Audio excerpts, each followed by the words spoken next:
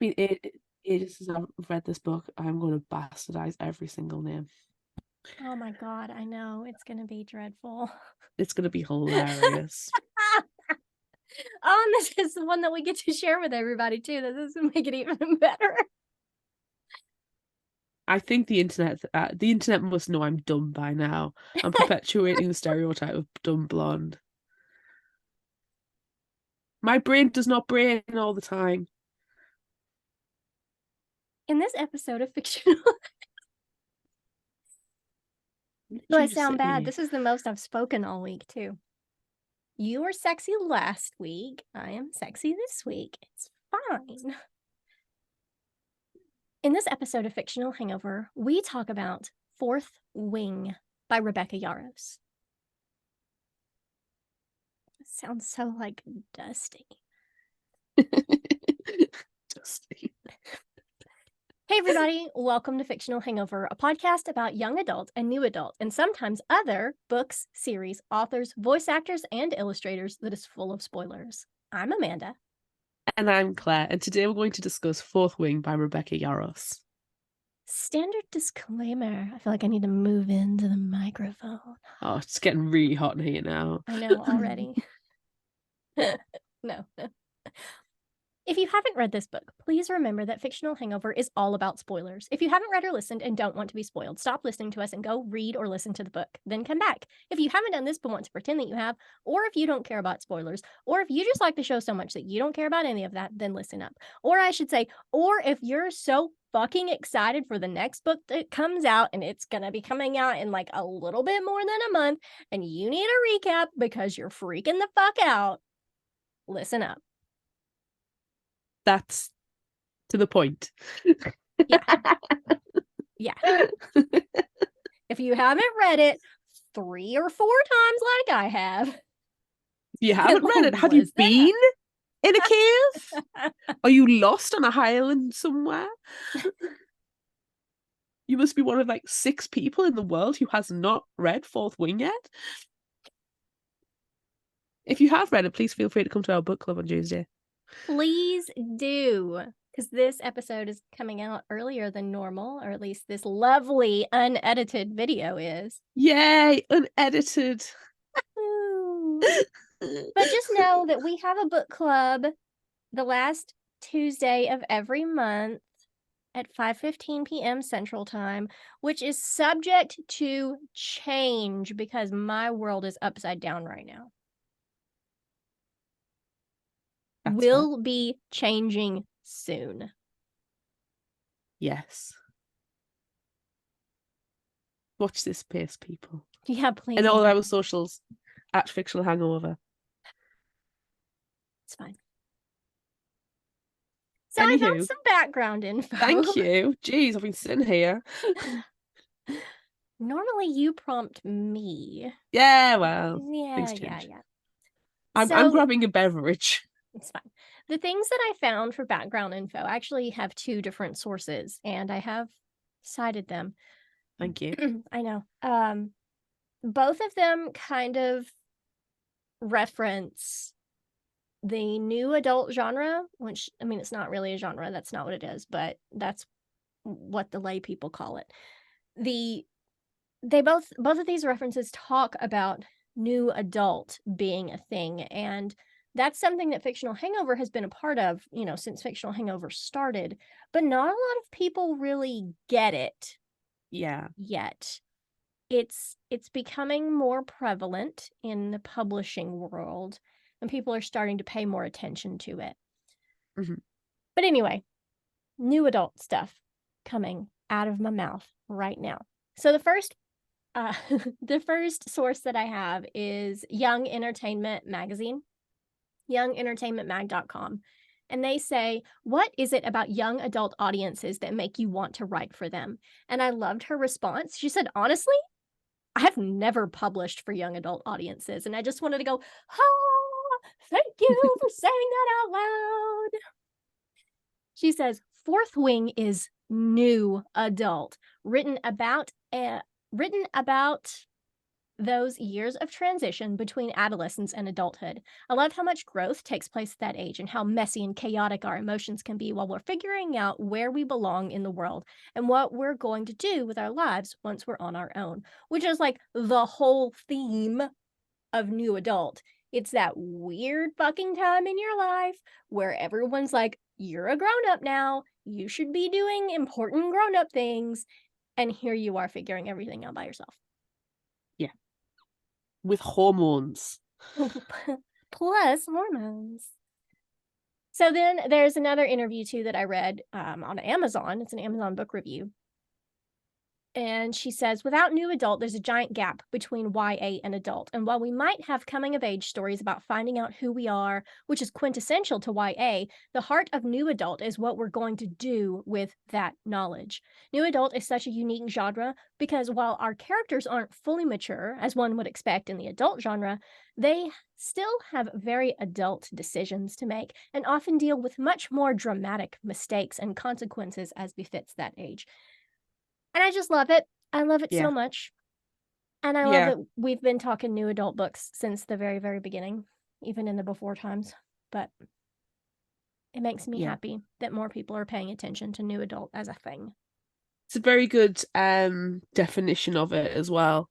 Mm-hmm. It's clear. Yeah. Cool. I like it. I like it. It does very much fit in the New Adult. It does. Oh, it's so perfect. They're college age protagonists being super fucking sexy. It's a good job I've got the huskiness going on there. Yeah, I know. What are your initial thoughts about this one? This book is my shit. This is my shit. I know. Remember when I listened to it and I was like, Claire, oh my God, this book. Gimme. More. I am not on TikTok, okay?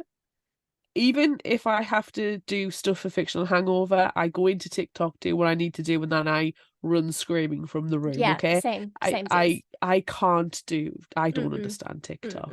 No, not for me. What I did see was I fell down a real wormhole. I was actually watching Viking metal and dwarf metal reels on Instagram. And I know. And I got pushed through the algorithms, this person reading Fourth Wing. And it was literally her closing the book, looking to the camera and going, fuck. And that was it. I was like, I need to read this book. Mm-hmm. It's got a dragon on the front. Mm-hmm. And it makes somebody exclaim fuck at the end. Mm-hmm. So this sounds like wow, like, and coincidentally just happened to be going to the bookshop that weekend, saw it on the shelf, picked it up, was like, oh my God, I need to read this now. So I bought it, not because it's any TikTok sensation, purely from one video. And after that video, that reel, I saw a lot more like momentum and pick up for it. And oh my God, I'm so glad I've consumed this, and I need to consume it again. Yeah. It is just so freaking my shit. Yeah. This is my shit. I feel like, does everyone remember, has it been 2 years ago now, or was it just the beginning of last year? I can't remember. When I obsessively listened to Into the Mist by PC Cast over and over and over and over and over. I think that was just last year. Was it? I can't remember. This is the same thing. I literally have listened to it twice and like read the text once. Yeah. Too much. No. Never enough. I deny. Never enough. I deny that. Never enough. So we need to get into it, because also in my initial thoughts, other than dear Lord, this book, my initial thought is also, sit back, friends. This is a long one. I'm so shocked when the audiobook was 21 hours. I know, it's like 500 fucking pages long. It's huge. It's a huge book. It doesn't feel like a huge book. When you look at the book, it just feels like a normal hardback book, because I mean, it's not on softback yet. But no, 21 hours. It's huge. It's huge. Right, I have 2 beverages and I'm right. ready to mess up all of the names. I can't wait for it. Also, side note, edit this out of the actual episode me. I did not go back through and read my summary after I wrote it, so there could be some bonkers fucking shit words in here because I have felt like garbage all week. So let's get ready for that, yeah? Woohoo! Mint. This is going to be an interesting one. Violet Sorengale is about to begin her first year at Basgiath War College. She has spent her entire life up until this point training to be a scribe, like her late father. But her mother, the commanding general, demands that Violet become a writer instead. That is, if she can make it through conscription day. Mira, Violet's older sister, pleads with their mother that Violet isn't even, well, if we're being honest, strong or healthy enough to make it across the parapet. Fragile or not, it doesn't matter. Violet must become a rider or die trying. Fucking great. Not getting Parent of the Year award there. Mira, already a successful dragon rider, tries to teach her younger sister everything she can to help her succeed and gives her dragon scale armor and rider boots and takes most of the books out of her pack, including her favorite book of fairy tales she was gifted from their father. As they head toward the parapet, Mira fills Violet up with advice, telling her to avoid the people with rebellion marks, especially Xaden Ryerson, not to make friends, only alliances, and, last and maybe most important, not die. Oh, I thought you were going to say have fun. No, we don't have fun. Oh. Mm-mm. It's that kind of skill. Mm-hmm. Okay. Well, Violet climbs the staircase up the parapet, essentially a balance beam entirely too high up in the air, which is supposed to be similar to being on dragonback. And she, of course, ignores Mira's warning and takes 2 friends immediately, even sharing her riding boots with one, Rhiannon, to give her a better chance of making it across. Here, take my shoe. Take my shoe, please. As dangerous as this entire situation was, I was giggling at this point, going, knew it. She also sees it and swoons because he's absolutely freaking a hottie. He is gorgeous. Oh my god. Studley. He is a thirst trap. Oh my god. But he stares at her and she thinks he's going to murder her at the first opportunity, since her mother is responsible for his father's death. Doink! His father, however, is responsible for Violet's brother Brannon's death, and he led a rebellion, so Violet can hate Xaden almost as much as he seems to hate her. Mutual. He might not murder her first thing, since he's a third-year wing leader and pretty important, but Jack Barlow, an asshole in line behind Violet, decides he's going to try. Rhiannon and Violet make it across, though Violet trips and bashes her knee, but the other friend falls to his death. Wah, wah. Immediate murder. Wait, it's not murder. Yay! It's accidental death, but immediate. It's immediate. As Jack tries to chase Violet down just as she crosses to the other side, she holds a dagger she carried with her up to his balls. He decides, he's not going to kill her yet. Does he decide that, or do his testicles decide that? She decides that. She is making it pointed. The argument is in favour for life. After making it across, Violet runs into her best friend, Dane, who is a second year and a squad leader. She's excited to see him, and even more excited when he sends Rhiannon off to tell another in leadership that he wants both of them put into his squad.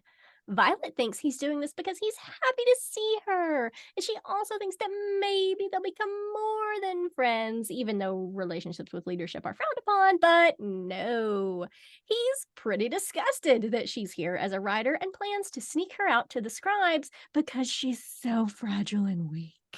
Dan. She made it across the freaking parapet with one bad boot and threatened a guy's balls, didn't she? It's not good enough. It's not good enough for Dane because she also got injured along the way, but she refuses to go to the scribes. Her mother would like literally kill her if she did, though. So, You know when you really like a character straight away and then suddenly, within 2 seconds you're like, no, man, no. That happened in a paragraph. Anyway. yeah, I know. You're so excited. You're like, oh, yay, it's her Yay. bestie. Oh, motherfucker. What a misogynistic asshole. Oh, he's the worst. Ugh. Right. Well, I mean, who's worse, a misogynist or just somebody who wants to murder you? Hard to say. Hard to say. Dean promises to protect Violet. But, there's literally nothing he can do, especially when, after everyone lines up after crossing the parapet, Zayden swaps Dane's squad with one of his own, putting their group under his watch. Thoughts and feelings about that, peeps. Now he can essentially kill her for any small transgression. Oh, shit. Oh, fuck. Dane keeps trying to sneak Violet away, but she refuses because she's a badass. After the squad swap, several dragons land nearby, and it's the first time some cadets have seen them so close up. One runs away in terror and is promptly burned to death by dragonfire. Crispy. You do not fuck with dragons. There's been a strong smell of burned people and pee and poo in that courtyard. Oh, yeah. Well, after this, the cadets learn about their classes and schedules and that they'll be learning history and talking about battles in the more than 400-year-long war, and that they'll all be soon fighting in it. Well, I mean, there will be, if they can pass the classes, make their way through the gauntlet, a grinning test of strength and agility, make it through the threshing to be chosen by a dragon, gain powers from the dragon and not explode beforehand, and then survive until graduation. But they'll be fighting in, just a few baby steps to get through. Yeah, it's fine. Totally easy. Fine. It's high school. Okay? Yeah. One is like the other. Exactly the same. Violet is an excellent student since she wanted to be a scribe, but she's not so good when it comes to anything physical, which is unfortunate as cadets have to spar with each other and can kill each other without penalty as long as they don't attack while sleeping. Told you it's high school. Yeah, murder's totes fine, guys. It's fine. Rhiannon and Sawyer, another first year, offer to help Violet fight if she helps them with their studies. It's a good thing because they watch as Jack Barlow snaps a cadet's neck on the mat. Ooh. When it's Violet's turn, she spars with Imogen, a second year with rebellion marks, and is stabbed in the ribs. But luckily, she's wearing the armor Mira gave her. Since Imogen couldn't actually stab Violet, she breaks her arm instead. Fuck. Yikes. So much yikes. Damn. Well, Dane rushes Violet to the healers who have been taking care of her entire life.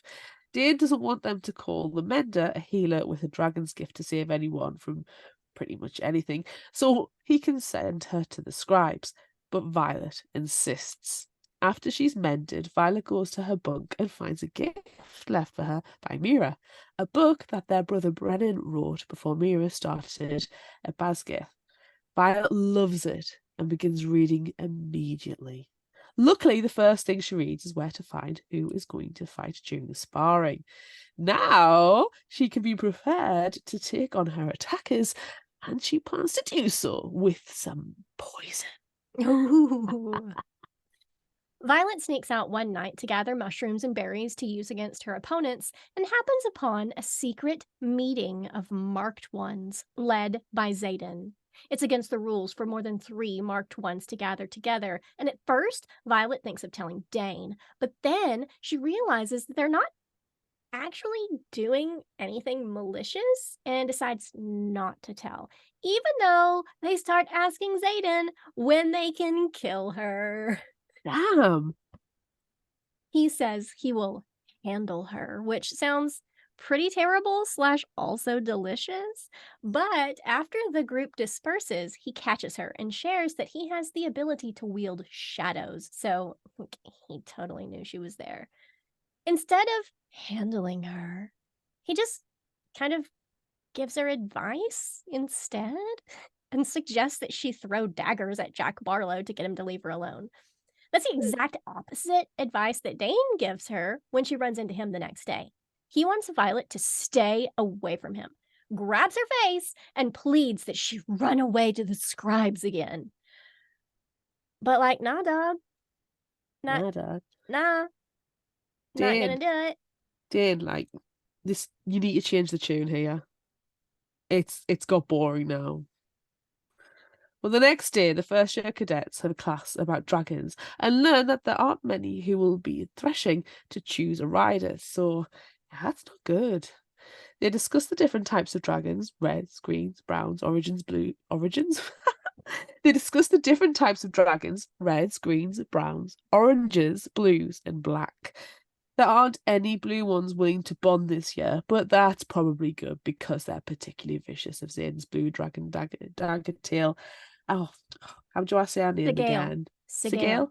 I thought it was, but I didn't want to say it, but I was right. Because then you see all the letters and it's a jumble and it doesn't make any sense. Thank fuck God for the audiobook. It makes you go blah, blah, blah. So the particularly vicious of Xaden's blue dragon tail Sigale is any indication. There's only one black dragon in the area, and he's definitely not going to bond with anyone because no one has seen him in 5 years. He is one of the biggest dragons around and has a morning star tail. Wow. Making him an absolute killing machine.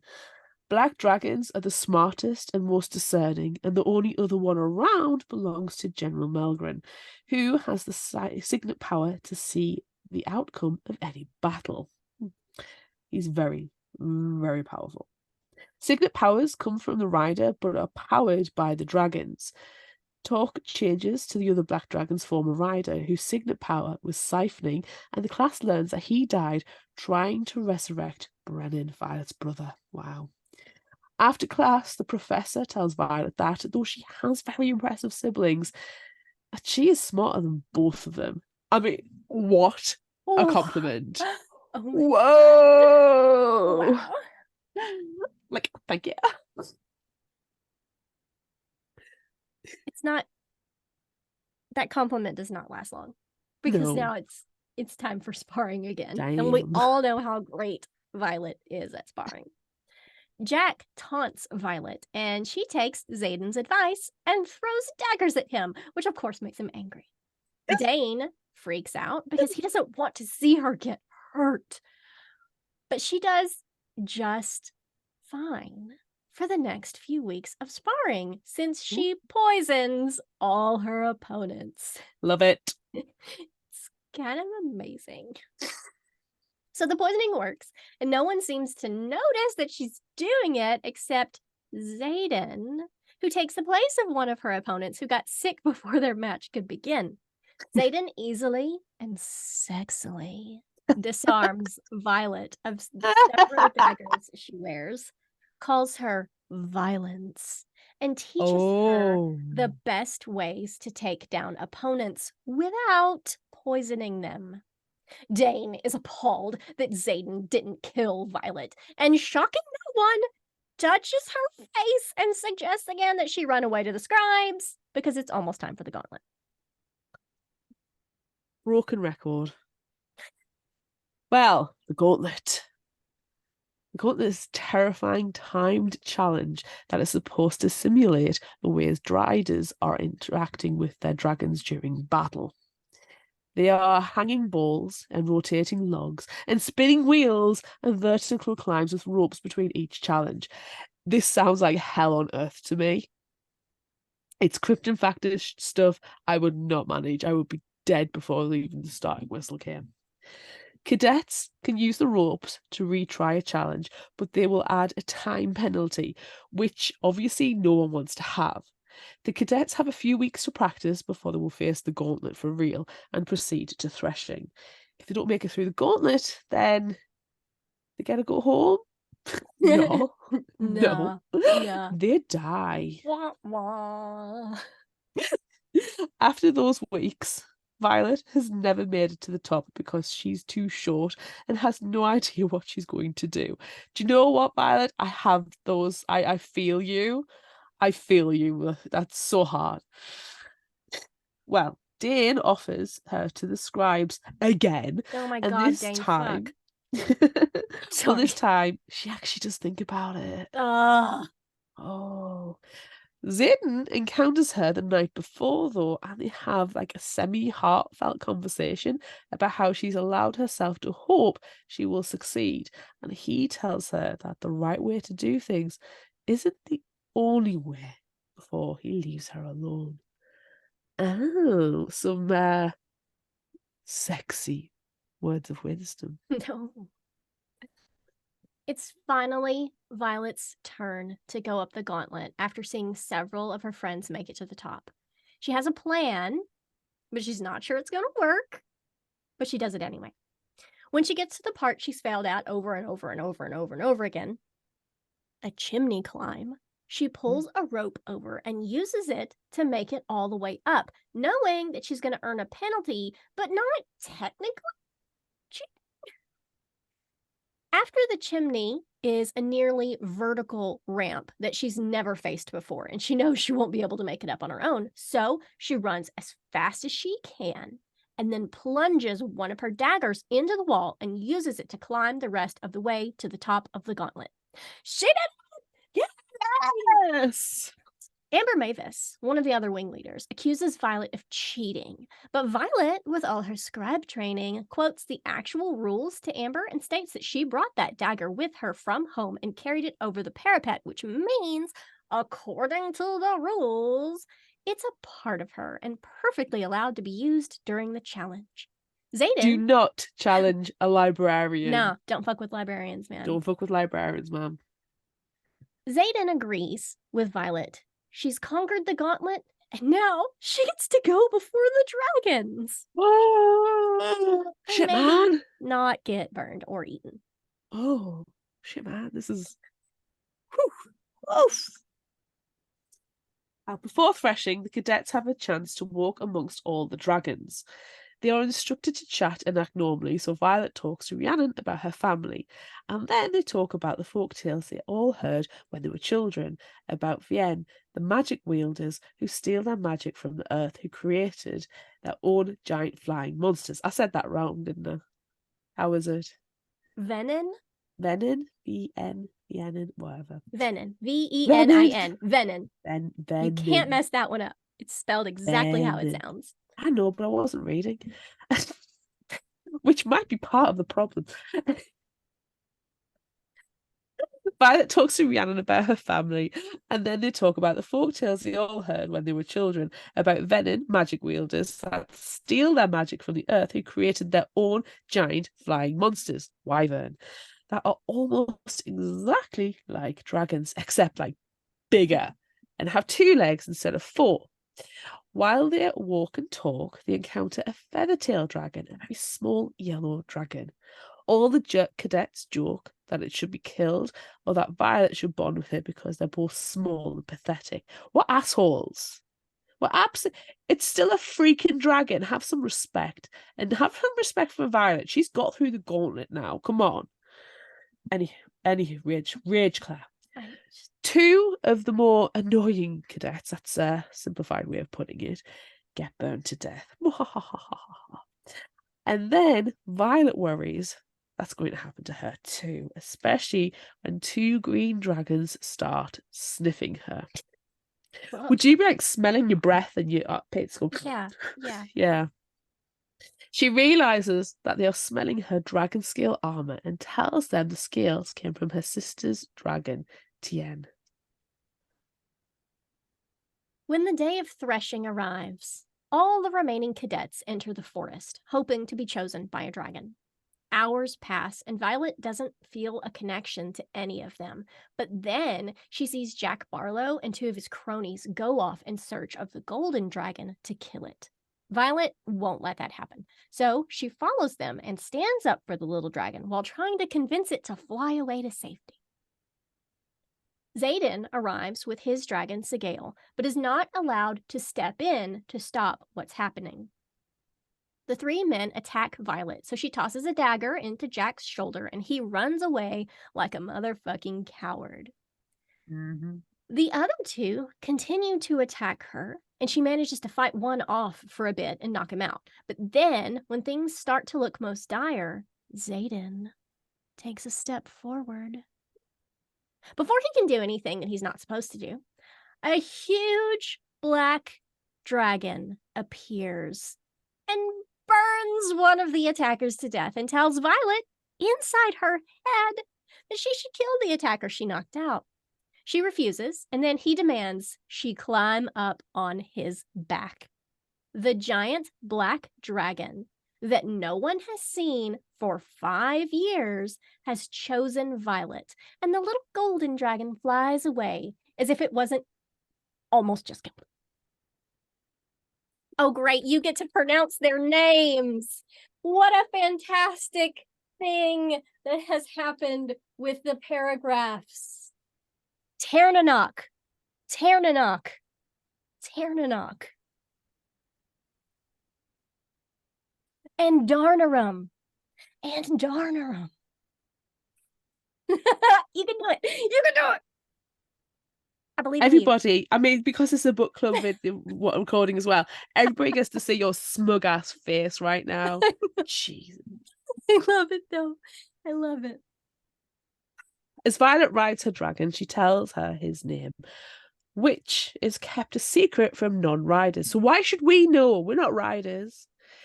He is called Ternanok, or Ten. They are flying to meet up with the rest of the dragons after threshing to report that they have bonded to the generals. But Violet is so small that she has trouble staying on his back. Most dragons would let a rider fall to their death if they were unable to stay seated, but Ten catches Violet each time she slips. Oh, he's a grumpy sweetie. I love him. They land, and when it's Violet's turn to share her dragon's name, she does. But she kind of hears a smaller voice in her mind too. It's the little golden dragon, Andarinum, or Andarna for short. And she has chosen Violet as well. 2 dragons? Oh shit, that can't be allowed. What the hell? The dragons gather and confer. Dane, of course, doesn't believe that she will be allowed to have 2 dragons and tries to get Violet to choose Andana instead of Ten because he's too powerful for her. Since she's so fragile. She's so weak and fragile. Good thing it's not up to him then, isn't it? It's up to the dragons, who have decided that both dragons are hers. Screw you, Dane. Screw you. Fucking asshole. After the Empyrean, the Gathering of Dragons is called, make their decision, everyone celebrates. Most of Violet's classmates survived and bonded with dragons. She has to explain what happened and how she came to have 2 dragons, which involves telling her friends that she was attacked. Dane is upset that Tern is bonded to Violet because he is mated to Sigale, which means that Violet and Xaden are now a pair. Oh no! Whether they like it or not. Oh. Mated dragons can't be apart from each other for more than a few days, which is going to be very interesting. All the new riders are then marked with relics by their dragons, almost like tattoos, and Dane comes to see Violet's, which involves unlacing her vest. No one cares that Dane's doing it, though. Fuck off, Dane. Violet sees her own back through Andarna's eyes and loves the beautiful black and gold dragons across her shoulders. Dane then tells her he would do anything to keep her safe, grabs her face, and kisses her. But instead of feeling ecstatic that her best friend finally likes her, she feels nothing. Ew. Wah, wah. I only imagine it's like kissing your brother. Ugh, ugh, Blah, blah. ugh. After waking up in her own room the next day instead of the barracks, now that she's a rider, Violet gathers with her friends to eat and finds that everyone is much nicer to her since she's bonded to Ten and Andana. Even Imogen and several others with rebellion marks. It then occurs to her that all of the marked ones are being nice to her because her fate is now tied to Zayden's. She sees him across the room, sexily eating an apple, and she feels all tingly. She knows that Zayden has told them to help keep her, his mortal enemy, alive. Damn it. Why is he so goddamn beautiful? Damn that boy. But he's also so dangerous. I think the dangerousness is part of the sexiness. But really, there's no time to think about that now. You just have some water for that thirst. It's time to practice dragon riding. Violet is terrible at it. She falls off so many times, bless her. But Ten always catches her. Later, to help make her stronger, Imogen begins training her. A month passes, and Violet starts working in the archives a little, taking books and scrolls back after classes and picking up new ones. She encounters her friend Jasenia, who's a first-year scribe now, and asks, sorry, I'm choking on my own snot. A month passes, and Violet starts working in the archives a little, taking books and scrolls back after classes and picking up new ones. She encounters her friend Jasenia, who is a first-year scribe now, and asks her to see if they have a copy of the folk tales she and her father used to read together, since she had to leave her copy behind. But Jasenia has never heard of such a book and can't find any indication that they've ever had it in the library. That's weird. Basguide has a copy of like every book ever, unless it's forbidden. But it's fairy tales? Why would that be forbidden? Why would that be a banned book? It's a good thing we're reading this during Banned Books Month. Violet leaves the library a little bit confused. Do you know what? She probably said, oh, it's a fairy tale book and the cover's blue. No, she didn't. She called it by its proper title. She is a respectful library user. Well, she's a former scribe, so I'll let her off. While eating with the others from her squad, Violet finds out that one of her friends, Sawyer, has manifested abilities of metallurgy. That's so cool. But he's also afraid he's going to stab himself with a fork or something while eating, and then they talk about what will happen if they never manifest a signet. They'll pretty much just explode. Shrug. Later, after flight lessons, Violet runs into Dane, who is furious at her for falling off Tan all the time. Do you know what? Fuck that guy. Fuck that guy. Oh my God. I think it's come across how much Dane pisses us off. Ugh. Fuck him. Fuck him. So much worse than the actual book, though. Jesus fuck. He asks why she keeps falling, which means she has to explain all her faults, which isn't a pleasant thing. Personally, I would say, Dave, you know what? None of your business. And quite frankly, Dane really needs to stop being a dick. Their fight is interrupted by another cadet who starts screaming that he can hear voices. He's manifested a signet power too, and his mind reading like everyone. And you know what? It's not allowed. Nope, not okay. Ugh. Zayden arrives by Violet's side and tells her to start thinking of random knowledge that she has, unless she wants all her secrets revealed. So she does. But then Garrick, Zayden's friend and fellow marked one, starts to say something about the mind reader revealing something important. Maybe their secret meeting that Violet knows about. Zayden wraps the cadet up in shadows, and then Professor Carr, who teaches the cadets about their powers, rushes up and snaps his neck. Oh, Damn. Damn. that night, while Violet is sleeping and dreaming of her father, Taryn shouts in her head for her to wake up. 7 cadets who didn't bond with dragons, wait, no, 6 are unbonded, are there to kill her in hopes of taking Taryn away from her. Violet recognizes one who is bonded as she runs away. One of the attackers is Orin, who was one of the 3 that attacked her on Threshing Day that she refused to kill stupidly. Oh my god, you totally should have killed that fucker. Anyway, excuse me. Violet's room is so small, and she really doesn't know what to do trying to take on 6 cadets at once. Taryn is in her head, trying to help her out and also telling her to hold on as long as she can because Zayden is coming. Just as the cadets are about to kill her, and Darna screams, "Mine!" inside Violet's head, and time stops. What the fuck? Whoa. As Violet backs away from her frozen attackers, Zayden arrives and time resumes. He uses his shadows to kill every single attacker at once, except for Orin. He slashes his throat with a dagger.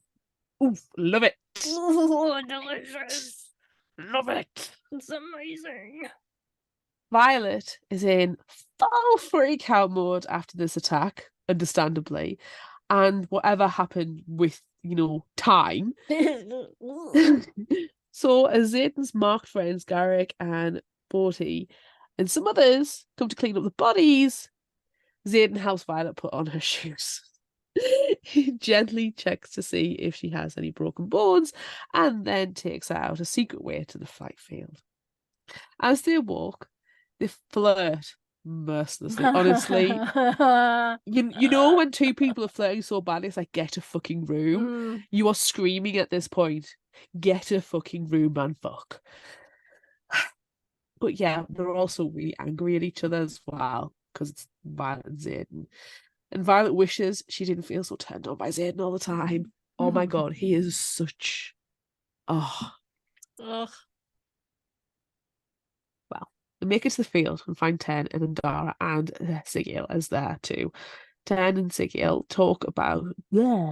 Ten and Sigil talk inside both Violet and Zayden's minds, but only Violet can hear Andana, who reveals to Violet that she stopped time.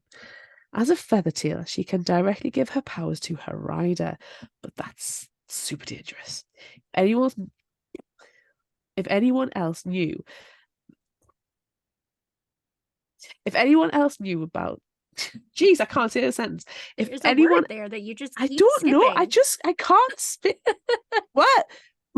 Not brain today. If anyone else knew that about Feathertails, they would absorb all of their powers, just like the Venom do to Violet's old fairy tales. Sorry, just like Venom do in Violet's old fairy tales. Jeez, I'm not doing well in this paragraph. Violet promises not to hurt Andana or use her time-stopping powers unless extremely small increments, and it's absolutely necessary. But Andana knows that, and so do Ten and Sigil.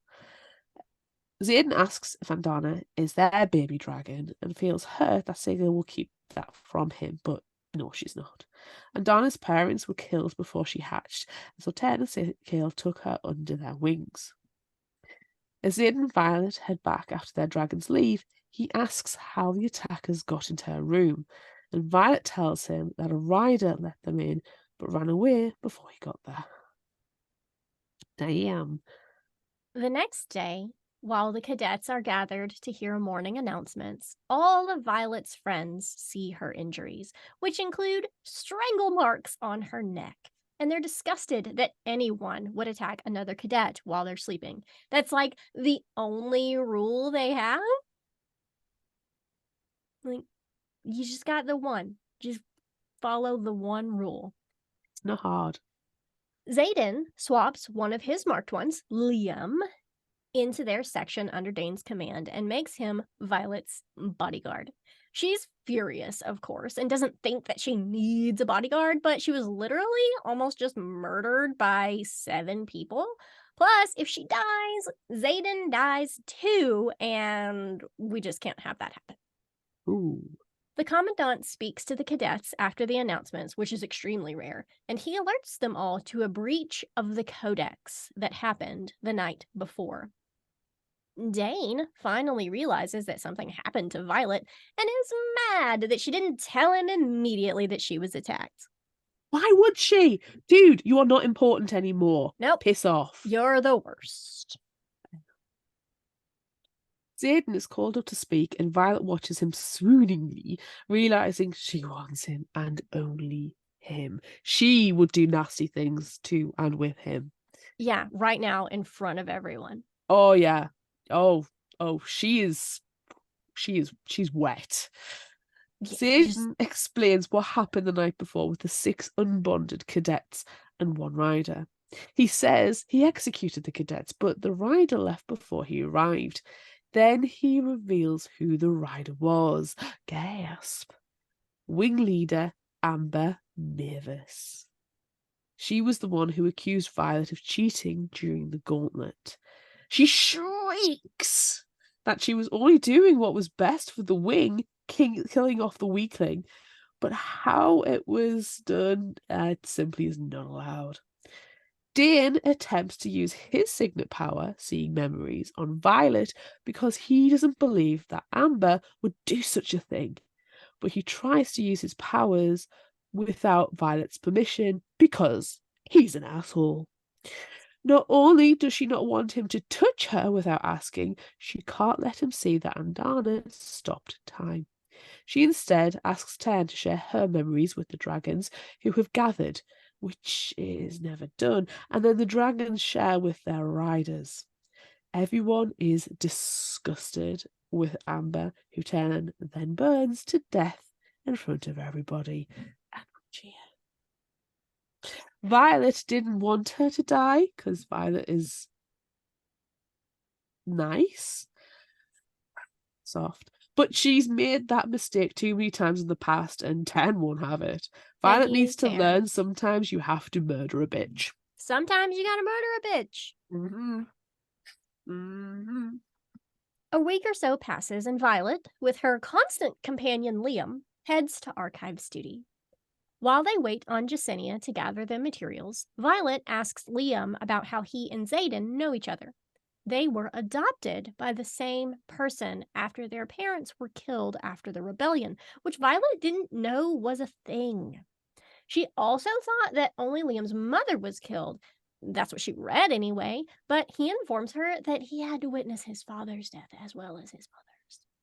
It seems that not all the information she learned when she was studying to become a scribe is correct. Xaden has also helped Liam survive and taught him how to fight and has done so much to help all of the marked ones. When Jasenia returns, she's got a scroll that needs to be delivered, which accidentally falls and opens. As Violet retrieves it, she sees that a town on the southern border has been ransacked and the wards are weakening. That can't be good. Violet re-rolls the scroll, expecting to hear more about this when she goes to Battle Brief later. But she doesn't. Instead, the lessons are about battles from hundreds of years ago. They also learn that whichever team wins the squad battle that's coming up soon will get to see what life is like on the front lines of war. That's supposed to be a good prize? Oh, Yay? can we go to Disneyland instead? Nope. Go to war. Yes. At sparring practice later, Violet is training with Rhiannon, but then Zayden and Garrick spar shirtless in the middle of the room, and basically everyone just stops to ogle them. It's so hot. Oh my god. I mean, you would. Dane snaps at everyone, and Violet and Rhiannon start practicing again. 10 roars in Violet's head that she should be working harder, which flusters her, and she gets knocked down. Jack starts mocking her and threatening her again and tells her he's going to challenge her soon and will snap her neck. Oh, he's delightful. But she stands up to him and calls him out for running away during threshing. Ha ha. One of his remaining sycophants offers him some orange, and he freaks the fuck out. But then Zayden and Liam and Garrick and Imogen move in to protect Violet, so he leaves. Zayden starts in on her too about blocking or turn.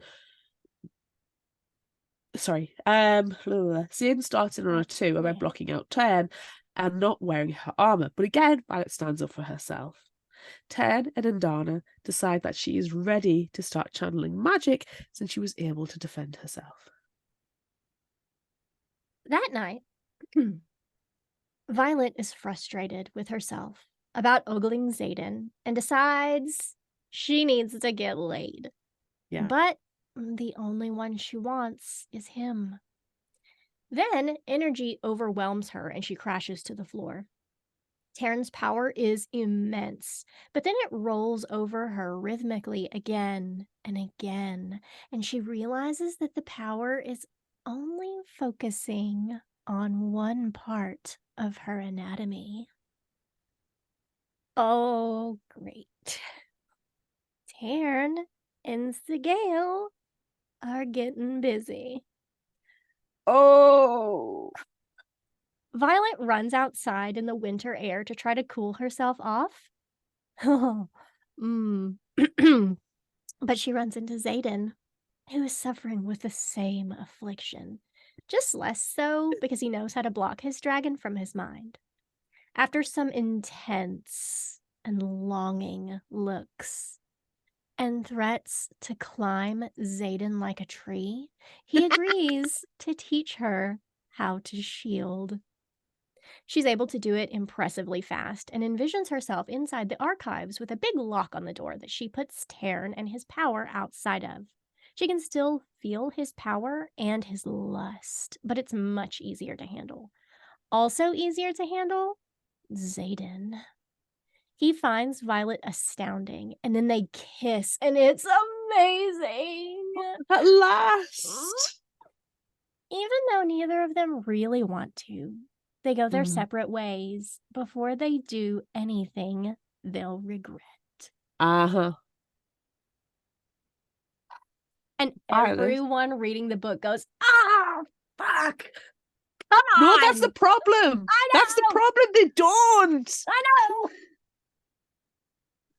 Violet, of course, tells Rhiannon what happened with Zayden the next day and then worries that things are going to be weird between them. But, like, you know, they already are on account of all the sexual tensions. So Violet worries what her life with Zayden is going to be like after he graduates because their dragons can't be separated for long.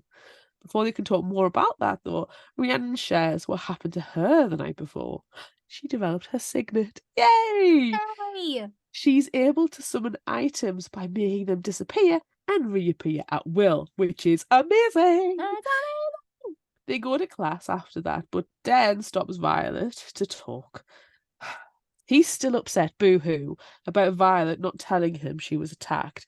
Get over yourself, Dan, and getting help from Zayden. She stands up for herself, again, we cheer, and basically tells Dan to get over it and the fact that she and Zayden are tied together now because of their dragons. And we clap.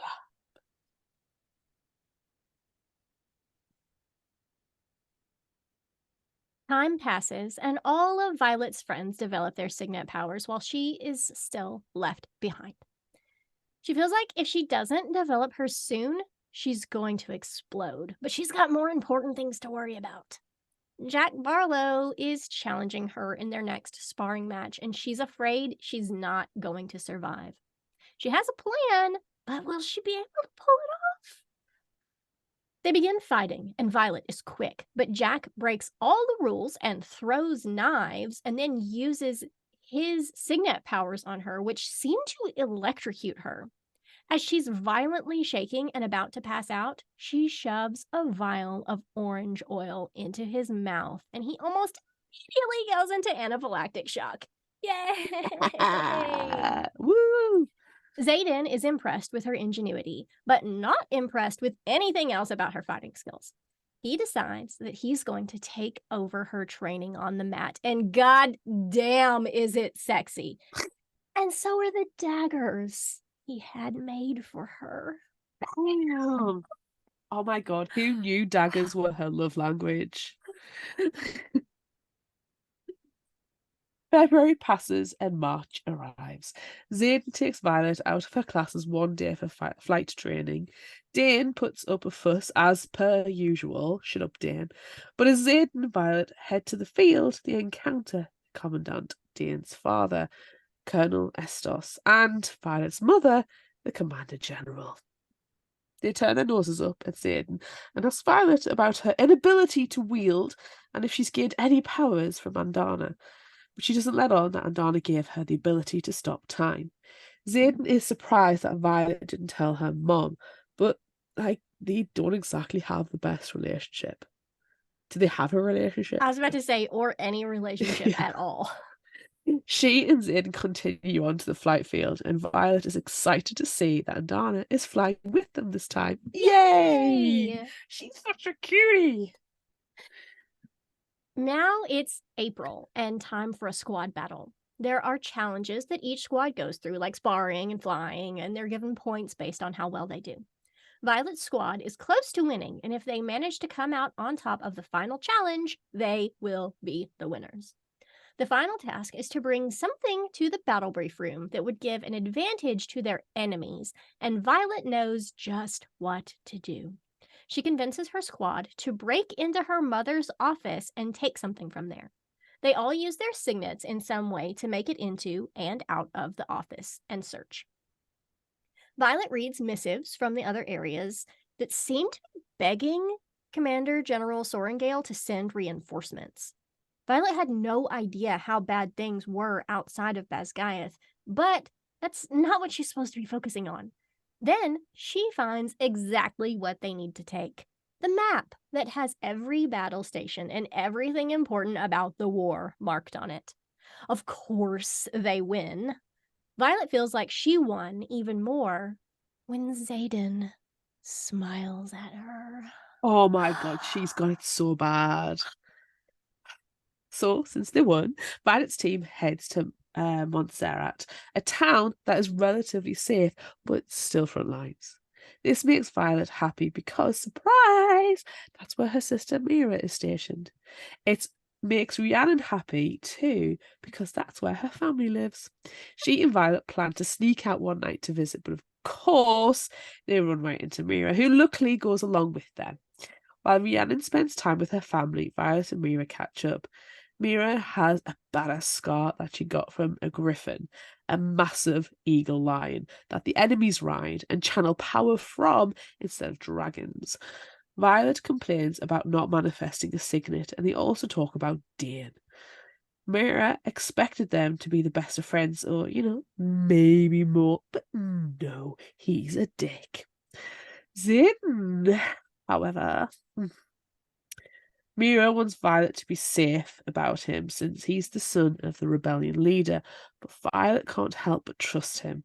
He's done nothing but help her. As they leave Rhiannon's house, Mira tells Violet that she has an old book of folk tales for her that she made her leave behind on conscription day, which makes her very, very happy indeed. Something that also makes her happy, even though she can't let on that it does, is when Xaden shows up. Apparently, Sigel and Taryn can't be separated for more than 3 days. So Xaden's basically been freaking out since Violet left. Now that he's here, he's got to act just like one of the squad instead of a wing leader and attend all the meetings and lessons everyone else is going through.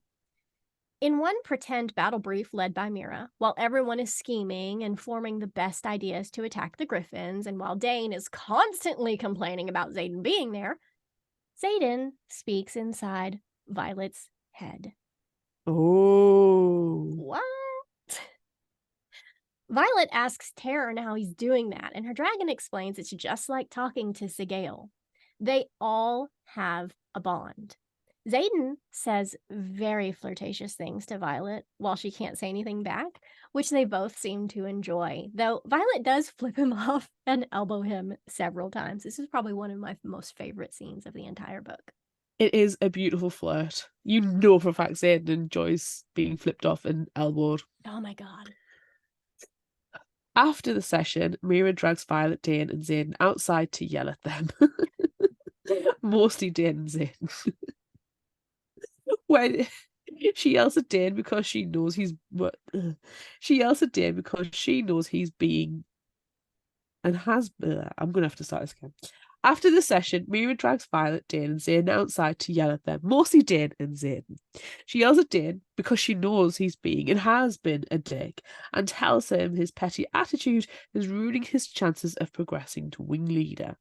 She yells at Xaden because she's afraid Violet is going to miss out on lessons the next year because their dragons are mated and she'll have to leave to be with him. Xaden puts Mira in her place about that. In case she didn't notice, he is the one who came to her.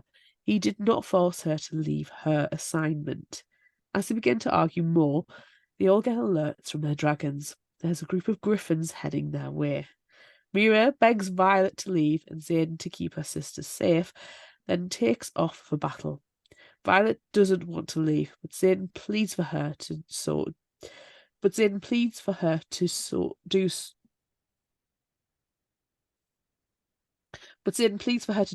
she doesn't get hurt, for his sake. He kisses her passionately. We all swoon as Taryn swoops down to fly her away, and he, Sigale, follow.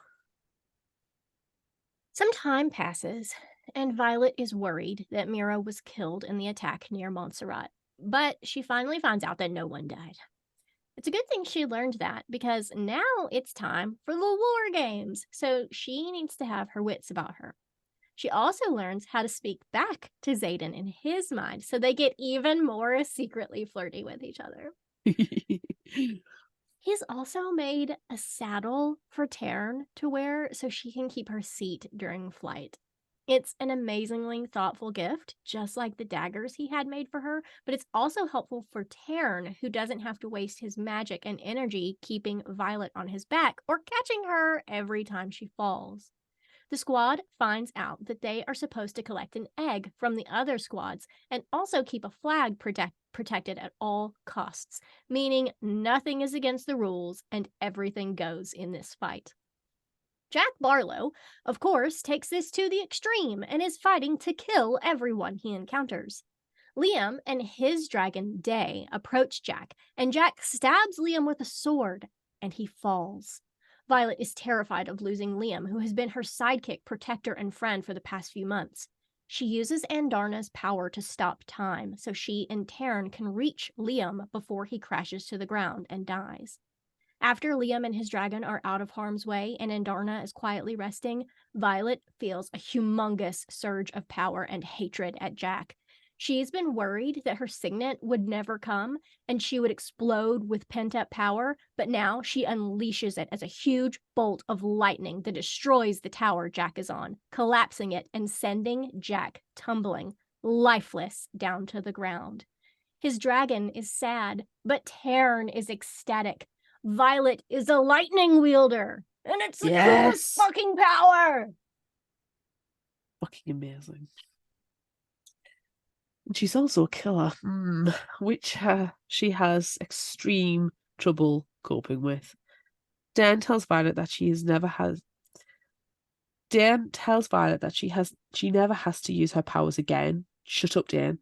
But Xaden arrives and basically tells him to fuck right off. Thank you very, very much. He says what we're all thinking. It's just absolute nonsense. She laments that Rhiannon can essentially teleport stuff. Liam can see long distances. Sawyer can manipulate metal. Mira can extend wards. Dane can see people's memories. And she has lightning control, murderer. And she has lightning controlling murderer. He is the worst. She is. I'm not reading it, am I? Dane can see people's memories, and she is a lightning controlling murderer. I fucking love lightning control God, I murderer. know. I know. That would be so freaking so cool. cool.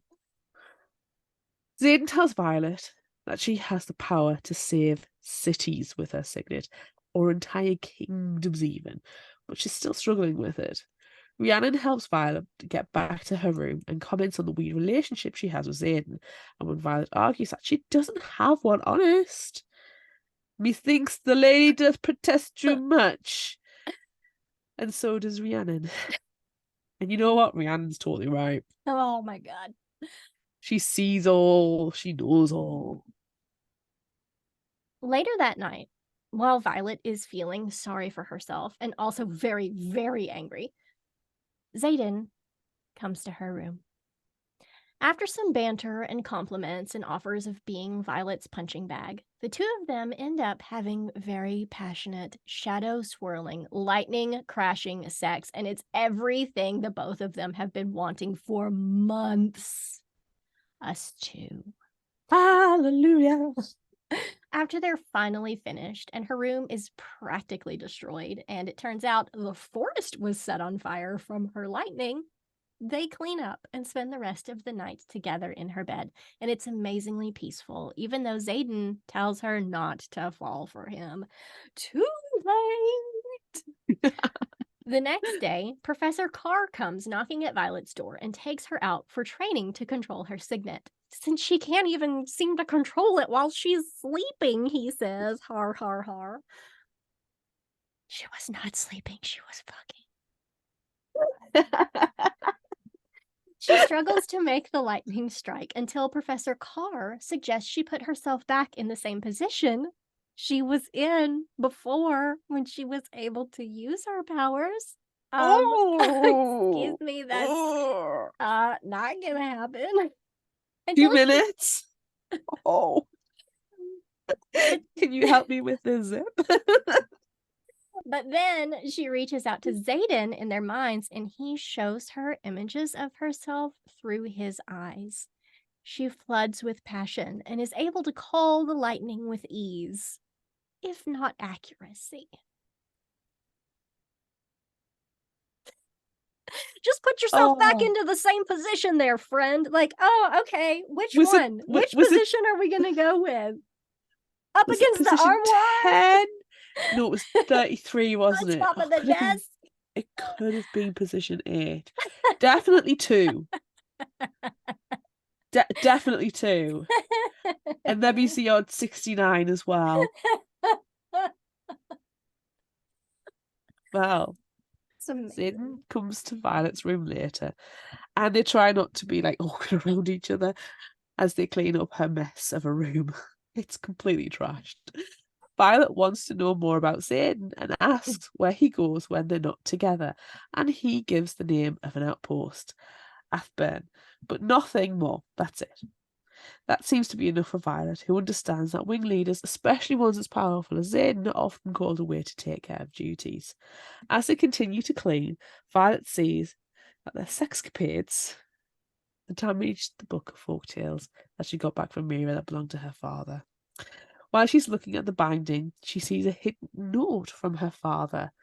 The note talks of folklore being passed from generation to generation, and how it only takes one desperate generation to change or even erase history.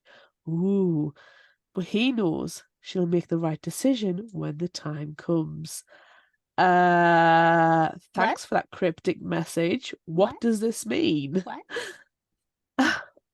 Okay, her father did get a little weird after Brennan died, but I mean, does that explain this letter? Why do parents leave cryptic notes for people? No, stop it. Look, if anyone found that, though, it could be bad. True. Okay, we'll say rather than cryptic, it's coded. Violet and Zayden discuss Venom and Wyvern for a bit. Zayden telling stories his father told him about Venom, biding their time, and planning to steal all the magic in the kingdom. Violet thinks that Zayden is sad about his father, so she tries to change the subject, but they end up being all very flirtatious again until they decide they better not end up falling for each other. Well, Violet has already failed miserably at that. And probably Zayden too, let's be fair. If anyone is going to be honest with themselves, these two are mad for each other. They Just are. need to admit They it to are. themselves. Yeah. Oh my God. Graduation is coming soon, which will be difficult for Violet and Zayden. But first, there's a reunification celebration that the king is putting on, and one more part of the War Games. Reunification is a fancy way of celebrating the death of all the rebels. So Zayden and the rest of the marked ones are not enjoying themselves. No. In fact, Zayden's not even around anywhere. Liam escorts Violet up to see the king, who is walking with Violet's mother. The king discusses Violet's powers, and then talk turns to the marked ones, who the king, Violet's mother, and General Milgren seem completely disgusted by. Violet's hackles rise, especially when they talk about Zayden and how it's good that Taryn and Sigale are mated so she can keep an eye on him.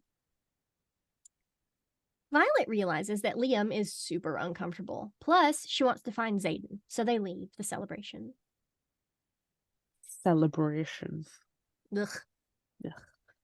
Violet finds Zayden in the middle of the parapet, which she hasn't been on for nearly a year. And now, dressed up in her fancy outfit she wore to the celebration, she heads out there to be with him. She hates that he's alone while everyone is essentially celebrating his father's death. Before Zayden can be too upset with her for dangerously walking out on the parapet, Violet tells him she doesn't care that he told her not to fall for him because he's clearly already fallen for her. He's always there for her, at her side, helping her out, teaching her things, making her goddamn beautiful daggers and a saddle, and taking care of her. She leads him off the parapet and up to his room to take care of him for once. Oh, wink. Violet and Zayden are together for hours, and she confesses that she loves him and that she shatters his window with her electric orgasms. Oof.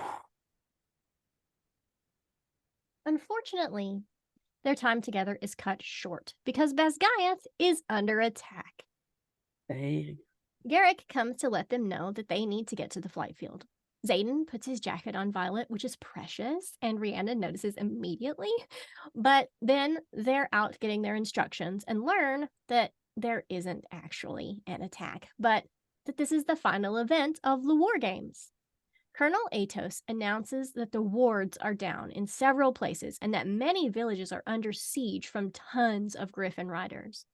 Zayden and Violet are sent to separate areas. Zayden to the same little town he mentioned he was sent to earlier, which it turns out is outside the dragon's wards. But then he comes back and tells Dane that Violet, Liam, and Imogen will be coming with him. Taryn tells Violet that everything will be okay. And of course, she trusts him, and Zayden too.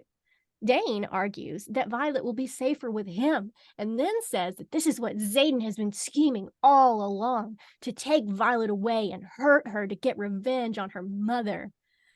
That is fucking ridiculous. He Although, is so self-centered. Violet does think that Dane's father is sending Zayden to that area outside the wards as punishment. But it doesn't matter because, they're leaving.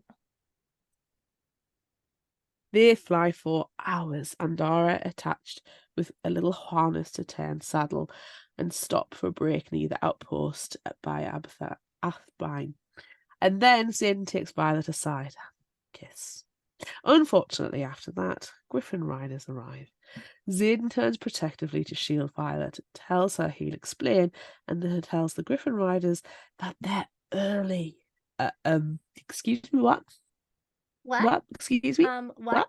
What? What? Zayden, bombshell alert, is helping the Griffin riders. Oh my God. He's a traitor, just like his goddamn father. So, are all the other marked ones? Because, they're all right here too? What the hell?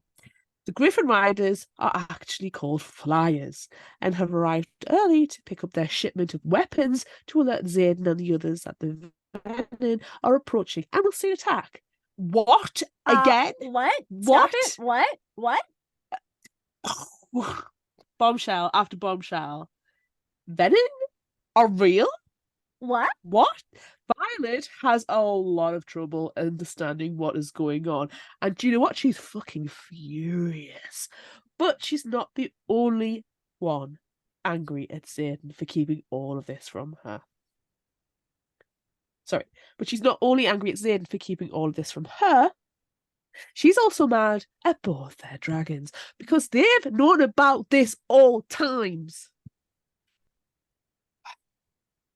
But wait, there's more. No! Didn't her father leave her a message warning her of this and telling her he knows she'll make the right decision? Oh, cryptic message alert. The Flyers wish Zayden good luck in getting Sorrengail to fight for anyone outside the borders. Shit. Goddamn Zayden shit. tries to explain to Violet what is going on, that the Venom are real, and that the weapons he's given the Griffin Flyers are made from the same thing that powers the wards, and the wards are why the Venom have never gotten close to Besgaiath. He tells her he's never lied to her and isn't lying to her now, but he needs to know if she's going to go with him to Athbine. And if she's gonna tell Dane what she's seen, because if she does, everything he's been doing to protect the people outside the wards will be lost. She agrees to go, but is very wary, and her trust is completely broken. When they arrive at Athbine, it's completely deserted, but Liam can see something approaching in the distance. There's a missive from Colonel Atos that says Zayden has a choice to abandon their enemy or abandon command of his wing. Oh, shit. Dane's father knew they were helping the Griffin Flyers at Athbine, and Zayden knows how. Dane's memory reading power. He took the name of this outpost from Violet's memory without her permission. All he needed to do was touch her face, which he does all the fucking time.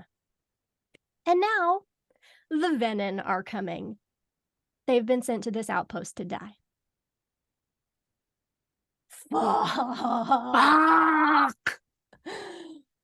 Well, I mean, things go downhill quickly. The shit has hit the fan, and now we're sliding that in the shitty sloosh. Ugh. 7 Griffin Flyers arrive and tell Zayn and his group to leave because 4 Venom are coming, and it only took 2 of them to bring down an entire city.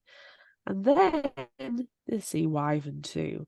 Zayden asks everyone what they want to do, and everyone agrees that they will stay and fight, even Violet. Zayden gives Violet daggers that will kill the Venom and tells her to stay alive so he can tell her everything she wants to know. She hates that she still loves him, but she does. And then they launch into the air on their dragons and send Andara away to hide. There are at least 6 Wyvern, but more keep showing up. It's an entire horde. The fight, it's horrible, but 10 keeps Violet. The fight is horrible, but 10 helps Violet realize that the Venom and the Wyvern are just like dragons and their riders.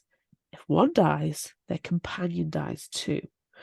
And in the case of Venom, when one of them dies, every Wyvern they created will die. Whoa. But it takes a long time to realize that. It takes too long to realize that. The battle is just fucking painful. Violet uses her lightning power, but she cannot control it enough to strike true when she needs it to. So she burns a lot of her energy and Terns too. Xaden uses his shadows to protect people on the ground, and Liam, Imogen, Garrick, and Bodhi fight alongside the Griffin Flyers. Unfortunately, Day, Liam's dragon, is killed by a wyvern, which kills Liam too, and it's so heart-wrenching. Violet is filled with rage. After seeing her friend and his dragon die, Violet decides she will stop at nothing to kill every single monster left. She and Taryn fly off, but soon a venom jumps from a wyvern and plunges a sword into Taryn's back. Taryn's not really bothered by the tiny sword, but Violet is furious. She unstraps herself from her saddle and goes to fight. Xaden surrounds her in shadows, but the venom stabs her with a poison dagger before she is able to kill it. But kill it she does, causing several wyvern to fall from the sky as well, which is when Violet realizes they're connected. There looks to be only 2 venom left by the time Violet realizes the connection, and one of them looks to be the leader. She tells Xaden to kill the other one as she uses every ounce of her strength and turns to go after the leader. Andana comes to help, and with their combined powers, time slows as Violet pulls one thread of lightning directly into the leader. He dies, and even more wyvern fall from the sky. As Violet slips from Taryn's back, completely drained of power and full of poison, Xaden grabs the final venom with a lasso of shadows and stabs it. The rest of the wyvern die as well. Before Violet can hit the ground, time stops again, and Andara catches her. She's not strong enough to hold her for long, but she does manage long enough. Violet flickers in and out of consciousness and only catches snippets of what is going on around her. She knows that Liam and one of the Griffin Flyers died. She knows Xaden is terrified because she's dying. He wants to take her to the Menders at Basgiath, but that flight is like 12 hours and she doesn't have that long. Xaden knows one more place he can take her, so he does, but Imogen doesn't really think it's a good idea. Bodhi and Garrick tell her to shut up. Xaden carries Violet's body to someone as he tells her she has to live. Violet thinks she recognizes the voice that greets him. Xaden spends the next few days at Violet's side as she recovers. She can't die. She's not allowed to die. He constantly thinks of all the time they spent together, both the good and the bad, and vows he will do everything he can, whatever it takes, to get her to love him again. Violet finally wakes up and at first doesn't remember that she felt so betrayed by Xaden, but then she does. It gets worse when she realizes where he's taken her. The city that was supposedly destroyed during the rebellion, Eteria, Xaden's home. As she takes in the fact that the city still exists and she didn't know about it, which means it's been erased from history, just like the venom in the wyvern, Xaden tells her she still loves him. And though he didn't tell her everything he should have before, he's trusting her now with his life and everyone else's too. She hopes that somehow the missive that was left at Athabine and the following wyvern attack was a coincidence, and voices this to Xaden. Someone else responds to her though, telling her that it wasn't a coincidence. That someone is her brother Brennan, who welcomes her to a revolution. And we are fucking blown up. Our minds, everything. Oh my god. Oh my god. Oh my god. Oh. Okay. Damn. I need the next book. I need it now. I know. We don't have to wait very long. It's too long. I know. It's too long. It's too long. So everyone, you go and wait a little bit too. because we have to share this promo from another show. But we promise we'll come right back.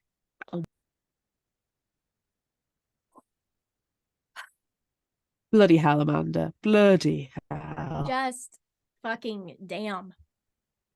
Do you know that reel I mentioned at the beginning? Mm-hmm. And I had that exact same reaction. Yeah. It was, yeah, fuck. Fuck. There is no reason, rhyme, or indication that Brennan should be alive. No. None. It made sense that the older brother had been killed. It made sense. Yeah. It gave motivation. It was fine. Yeah. You never call that into question at all. And if you say that you did, you're a goddamn liar. Fucking liar. Yeah, that's my surprise. I'm glad that that's where we're starting. Like, I was legitimately surprised that Brennan is alive at the end. It completely and utterly shocked. Yeah. Mine too. It's my surprise. This needs to be said first. We're going out of order. Yeah. We're gonna have script people. Not really. Yeah. I have a question though about it. Oh, yes. I enjoy a question. Do you think their mother knows? Oh. And then you have to ask, is she good or the worst evil of them all? I think. Oh, now you see, this is a difficult one because I think if she knows she's the worst evil of them all because she's basically setting everybody up to die.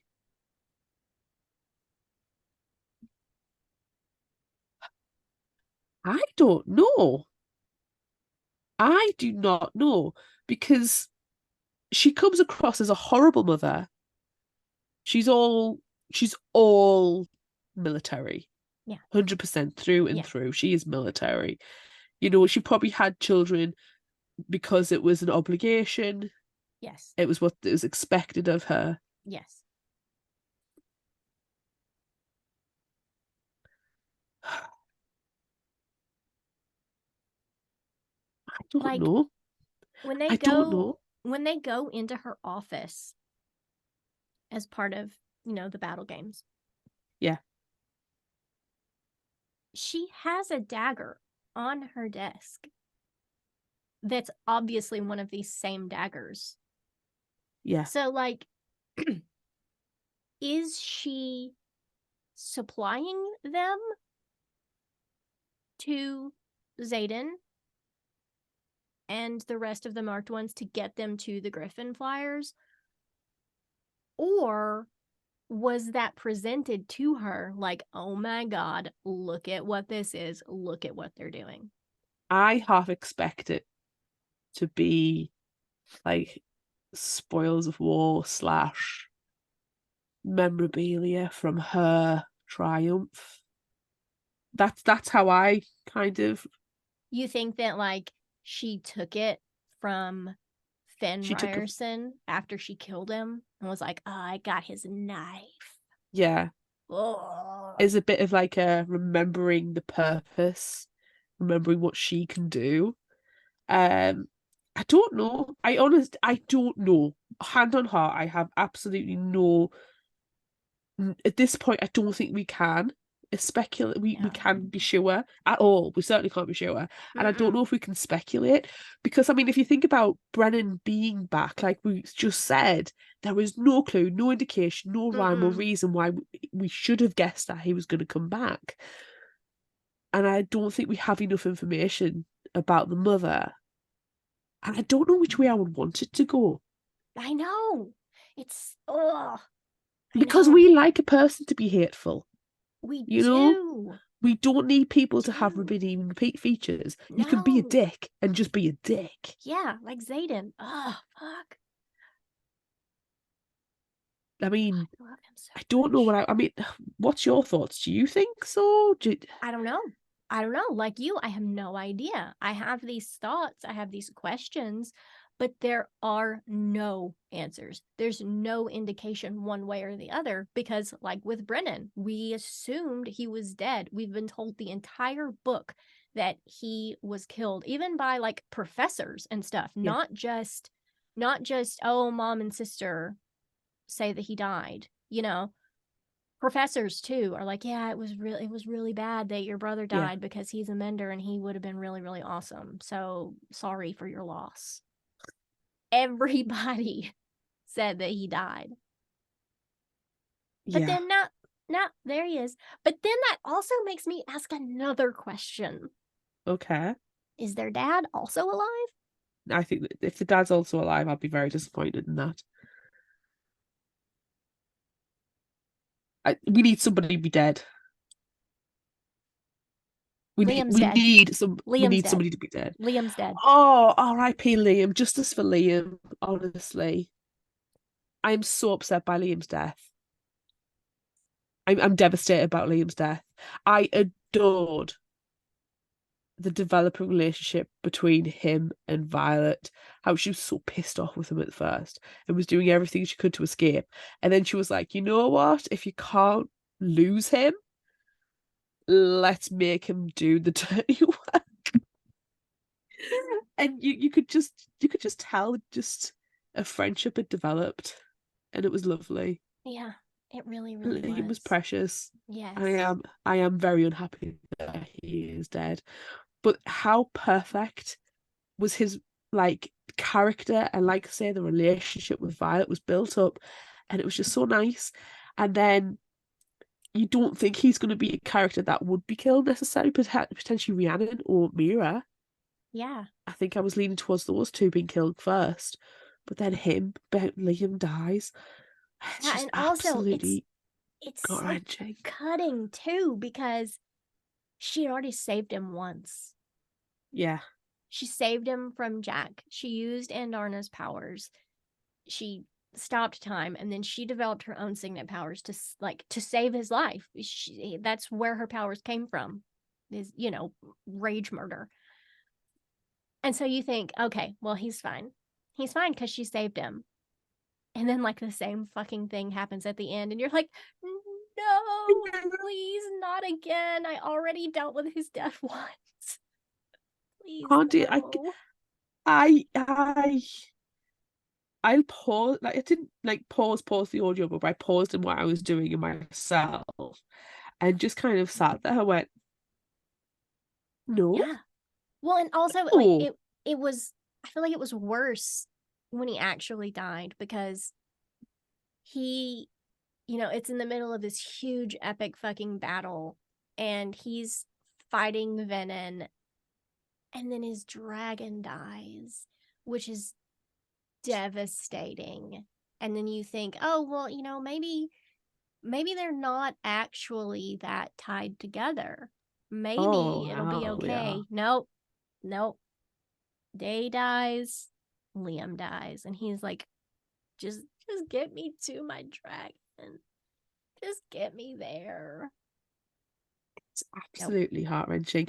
That entire battle was so cinematic, it was so well done, and it was so wrenching.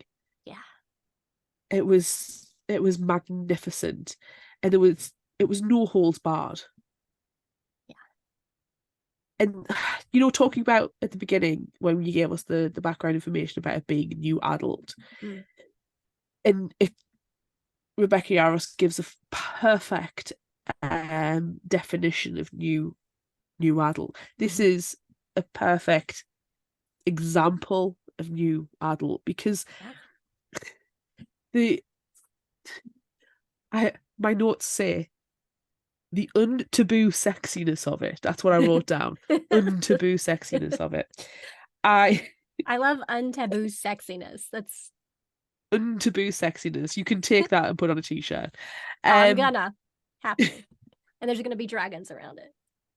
oh yes. I love the fact that, when they get into the school and it's like, you know what? if you're going to have sex, have sex. It doesn't matter who you're having sex with, as long as it's not the leaders, because that's one of the rules. But it's not. But it's not even. It's just frowned upon. It's frowned upon. There's one rule: don't stab a bitch while they're sleeping, and the other one is don't sleep with the leaders. It's a bit dodgy, but it's unofficial, which is fair enough. You might as well just fuck because you might be dead tomorrow. Exactly, and that's what I really liked about it. I really like they're on birth control because nobody needs to be preggo. Right. Oh, and I loved that both males and females have this like birth suppressant thing. I think that's brilliant. Exactly. They've both got responsibility of that, which I absolutely loved. Yes. But it was just like exactly what you say. Have sex today because you might be dead tomorrow. And I love the fact that it was not taboo, that these young adults of a legal age and with consent could just fuck. Just fuck all the time. And what was also great about it is that they're fucking anybody. Like Rhiannon has a crush on like literally everyone. Male, female. There are several characters that are like attracted to same sex. There's like non-binary characters. It's just so fucking refreshing. Yeah. There's no explanation given as well, which I like as well. Yep. We've discussed this in other episodes where it is what it is.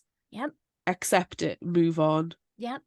We don't have to justify it. Nope. There's one character that uses they, them pronouns, and it's just there, and it's just real, like it is in real life. So everyone needs to fuck off about it. Yeah. Yes. Yes. So good. Yes. I can't even really think of anything about this book that like I don't like, except for the fact Dan is a dick and asshole. Yeah, Dane is a motherfucker. I hate him. But I also kind of didn't like how upset Violet was with Xaden at the end.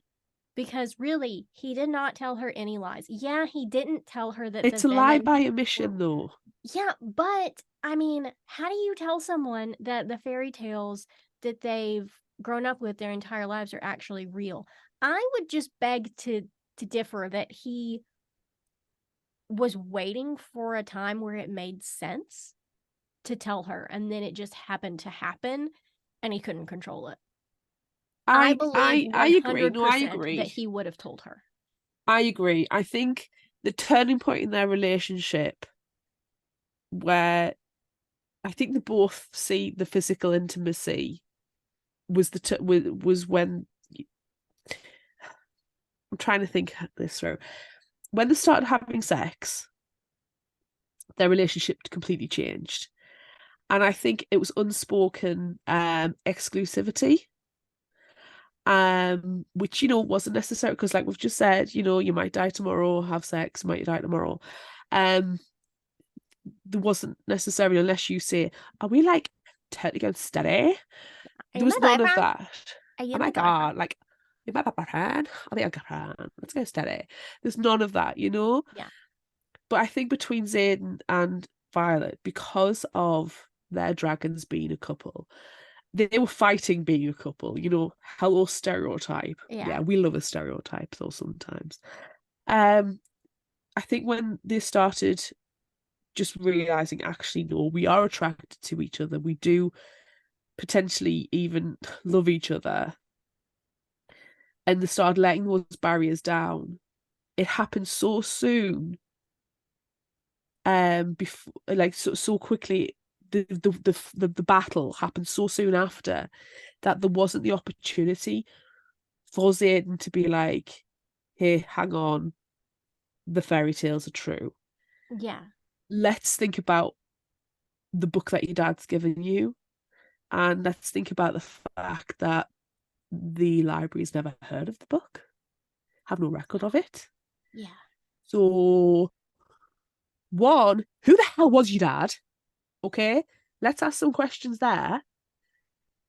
is it a generational stories, quote unquote stories, that's being passed down, and he's basically made a codex, but he's disguised it as a book of fairy tales for his kids, when in fact it's an instructional manual and an more accurate history, which, you know, that's how I interpreted it. Yeah.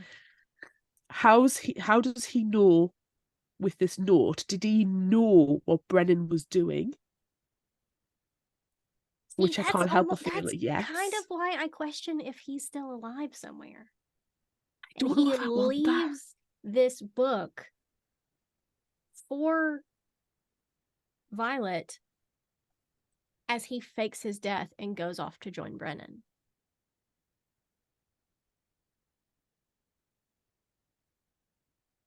I don't know, firstly, how I feel about that, or firstly, if I want that. Secondly, Yeah. if I want that. I don't know. It's just so many what ifs and questions. Yeah. It sets up the series so beautifully. Yeah. And makes you, like we're talking now, like having all these questions, crave the answers. Yeah. And I don't know. I don't know. I don't. My biggest issue is we've had one gasp, shock, bombshell of the brother being alive. Mm-hmm. Is it too much repetition to have gasp, shock, bombshell, the father's also alive? Is that too much? See, I feel like that wouldn't be a surprise now. So,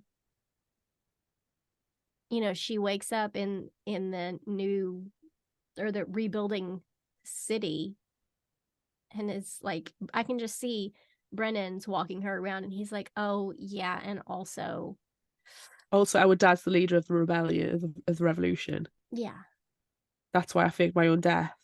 yeah, Could happen. yeah." It would make sense.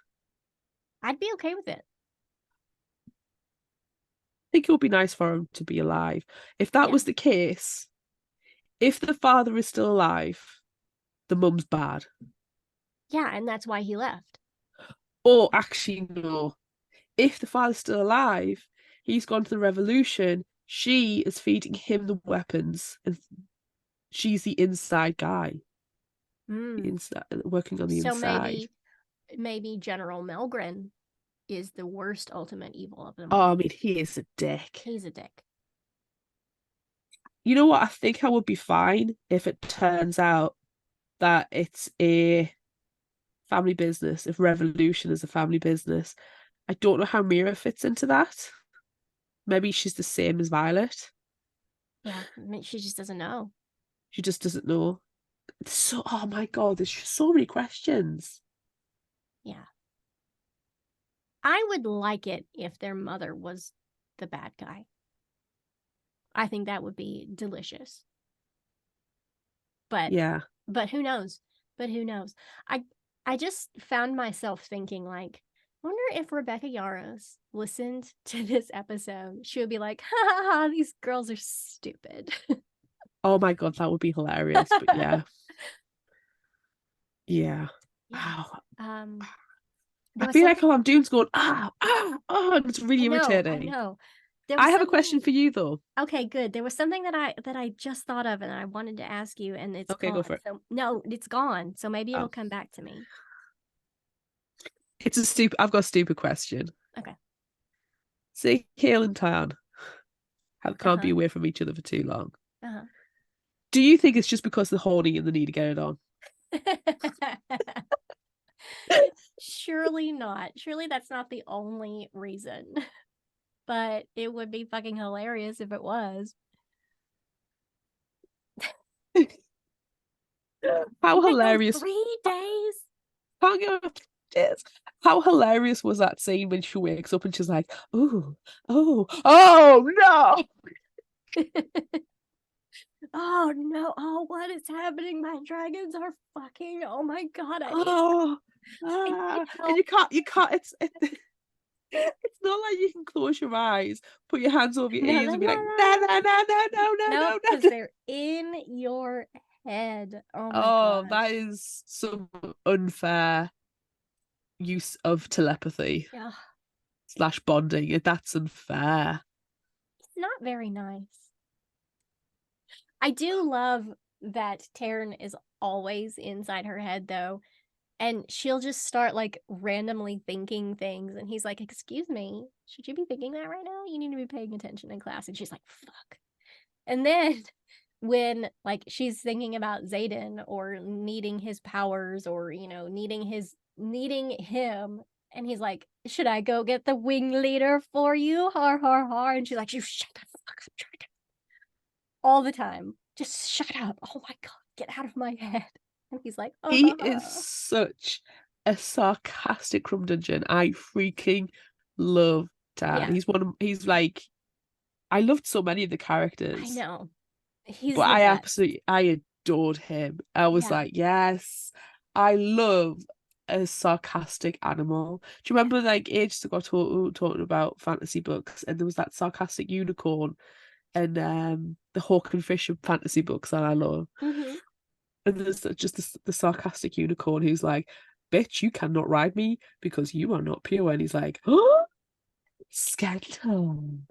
Love a sarcastic animal. And oh my God, Tan, he's like the grumpy uncle who will move the world for you and will take care of you. Yes.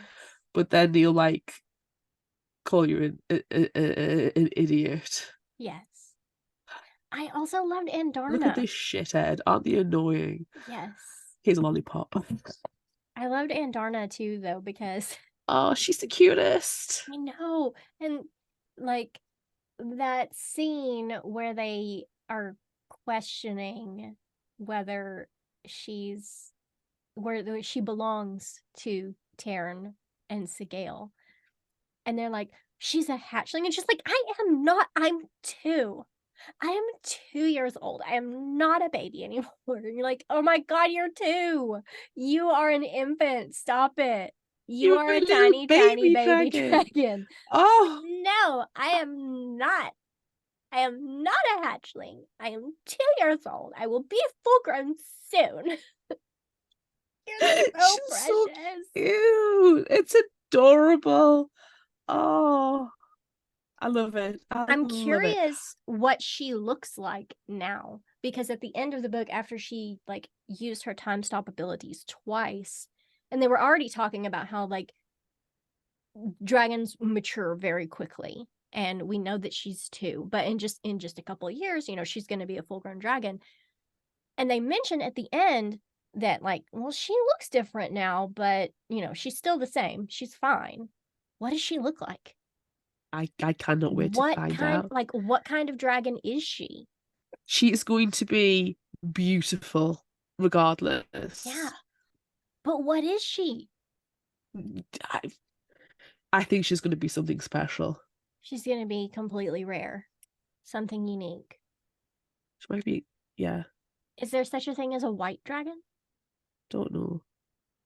Because there's all the other colors. True. Was Gold Dragon mentioned? No, gold was not. There's like red, orange, green, brown, blue, and black. Yeah. Is there a white dragon? I don't know. Could be. She could be. Could be Gold Dragon. Could be gold. She could just be gold. She could be a rainbow. She could be. I love when they're doing the war games and she's like, I want to go too. And look, they made me a harness. And then she's like, okay, well, like, look, you can come and fly with us, but you are a beacon. So you got to go roll in the mud. And she's like, okay. Just imagine her like belly flopping into a mud puddle and rolling around and getting all covered. She's just precious. Splish, splash, splish, splash, splish, splash. Yeah. She's absolutely precious. Do you know what else is precious? What? Xaden's nickname for Violet. Violence. Violence. Oh. I bet Violet never realised her love language is being called violence, having her ass kicked, and daggers. Yeah. Oh. I almost wish that it was violent instead of violence, so he could call her that all the time out loud. And like people would be like, did he just call her violent? No, he said Violet. He said Violet. Like, no. Nope, I think he said violent. I think that would have been cuter, but violence is also very good. I loved it. Oh, it's just, yeah. Yeah, he's such a lovable asshole, like more asshole than lovable, which is just a step above my favorite type of character. And it's very transparent in the fact that, I mean, you know how the story is going to go.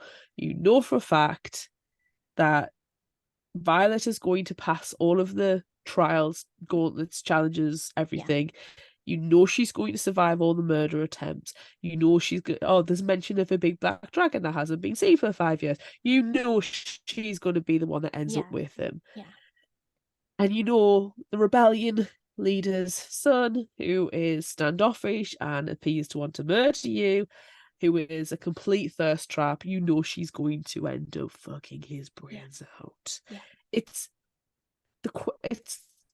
I'm saying obvious, but I don't mean it in a nasty, derogatory way. I mean it in the fact that you can actually enjoy what everything's going on because it's so smartly written. Yes. It's just quite nice points. You know, you are waiting for them to get together, and it's frustrating when they're not. But it's not a horrible frustration. It's not the will they, won't they, will they, won't they, in that really tedious way. It's like they're gonna, but when is it gonna be? And then it just builds up and builds up and builds up, and it's not until she's got a murder electricity powers, and it's like, oh snap. It's done so well. It is written so well, and there's so many good bombshells. And I think as we read through the series, we're going to be going, "Oh shit, she actually did hint to that. She did say that." Yeah. And that, you know, these questions that we're asking, we're like, "Yeah, okay." But then I think there's going to be a lot of stuff we're going to be like, "Hang on, did we miss something?" And we're going to reread it and go, "Yeah, we did. Oh my God, it was blatantly obvious now." Yeah. So it was. I'm so pleased that this book was worth the hype, because there's plenty of times where books come out and people are like, oh my God, you have to read this book, and then you read it and you go, ugh, really? But this one, no, I am so glad that we read it and are covering it on the show, like when we are. You know, it's been out for a couple of months, and the next one is coming out soon, but like I think we're getting it at just the perfect time on the show, because the next one comes out in a little bit more than a month. I'm pretty sure this is going to be one of those episodes like the Good Girl's Guide to Murder that everyone just keeps listening to over and over and over again. I hope so, and I hope everybody does enjoy the book. You know, not to sound like massive hipsters, and I'm sure we have in the past, but do not buy into the, oh my God, it's the book talk book of the century, blah blah blah. You know, I actively avoid book covers with book talk written on. If it's a sticker I can peel off, that's fine. But the idea of book talk does not interest me. No. But yeah, I do know, I have seen people who are like, yeah, Fourth Wing does not live up to the hype.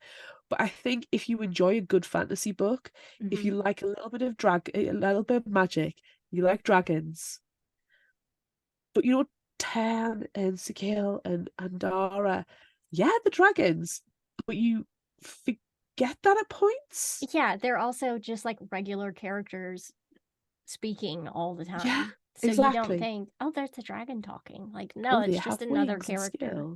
Exactly. And it's just a fantastic book that you can just lose yourself in and go, oh snap. And then you root for the characters. Like I root for Violet. Yeah. You know, I think you'll be the same, where you relate to Violet quite a lot. You know, and you think, yeah, be more Violet. Be more Violence. Yeah. And I am so glad that I was not let down by this book. Yeah. And it's just so good. Do you know, it reminds me of that book, the Dragon Riding School book I read freaking years ago. I don't know if you remember, we had this conversation on the podcast. It was during the pandemic. I remember because my setup was slightly different. It was as we were emptying my office for it to be redone. And I remember telling you about a dragon riding book that I bought from Hill's Bookshop that does not exist anymore. And I got it on sale, and I cannot remember for the life of me what it was, but it was one of those traditional looking fantasy illustrated covers. And I cannot remember anything about the title. I can't remember the author. I just remember reading this dragon riding series and loving it and not finding anything similar to it because I loved that series so much.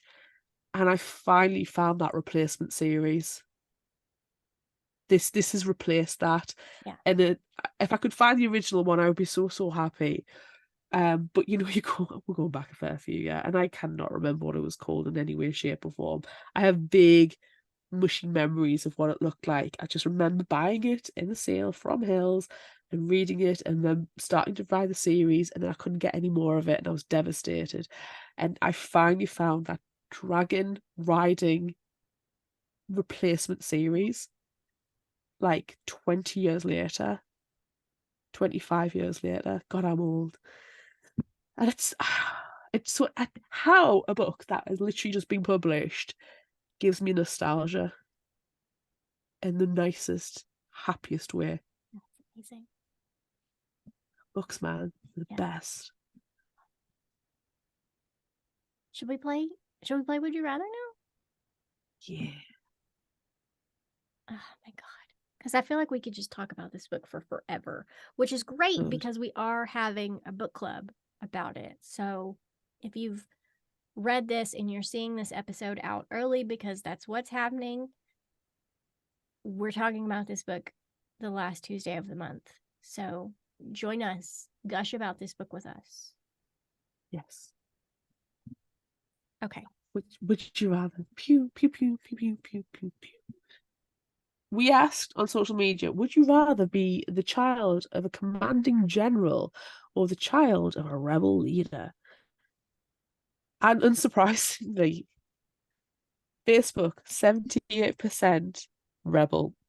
Instagram, 75% rebel. TikTok, 100% rebel. Who doesn't want to be a rebel? I mean, oh my God. Well, that's true. We do have some comments.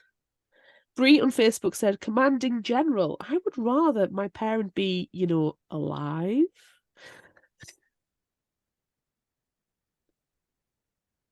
I'm going to let you read the next one. Fiona on Facebook says, rebel every time. That way, I don't have to follow the rules. Colin on Facebook. Ooh, tough one. You see, there's something mysterious and sexy about being a rebel. So having your parent be the leader of said rebels is going to bring in the ladies. But then having your parent be alive and respected as a general is going to be a good time as well. Oh, how about no, not that one. No, it's gonna have to be no, that's the wrong decision. Reboot error. This unit will return to factory settings. Please enjoy your Colatron 5000. Please input username. Thank you for registering, Yamar. How may I assist you? Or would you rather you say, very well. The obvious option is rebel leader. We got there eventually. Nina on Facebook says, rebel leader for many reasons. Uniforms. I've had enough of school and work uniforms. Give me some moody, eclectic wardrobe choices. Underdogs are always more appealing. They're quick-witted, tricksy folk who are usually on the side of the greater good. They don't fight and play by the rules. That's more my style. Much better parenting option over some rigid shirt tucker. I don't know what it is, but rigid shirt tucker is like a fantastic put down. Love it.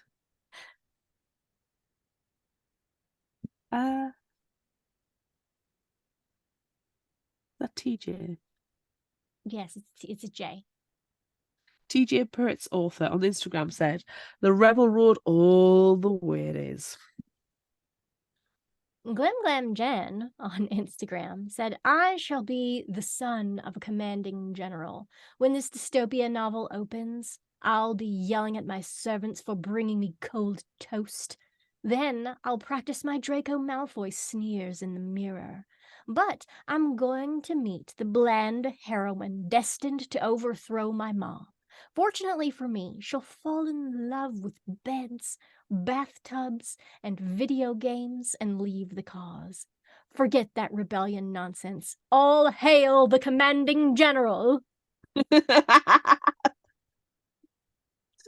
And lastly, we have Kelly DeVos on Instagram, one of our author friends. I just feel like being the kid of a general would have more perk. Mm. Mm. Mm. Mm. I don't even feel like we have to answer this question. Well, I think we do. Do you? I'm do. obviously a rebel, no question. Now, do you know what? I What? think people automatically think the rebels are good guys. No, Rebels see, aren't in all. my head, the rebels are the bad guys, Yeah, well, or they're that's the because it's lovable you. assholes. Yes, because that's you. But the impression, I don't know, that's the impression I get that people think, well, the commanding general is boring and stoic Rigid and shirt tucker. rigid shirt tucker and an asshole. Whereas the rebellion people have, there's a lot more free reign to be a bit more independent. However, I think the rebellions are also a hell of a lot more violent. And they're not always correct. How many revolutions have taken place where the rebels are not necessarily the good guys? Yeah. So there's a stereotype going on here. And I struggle and think rebel, and I automatically think princess slash general Leia.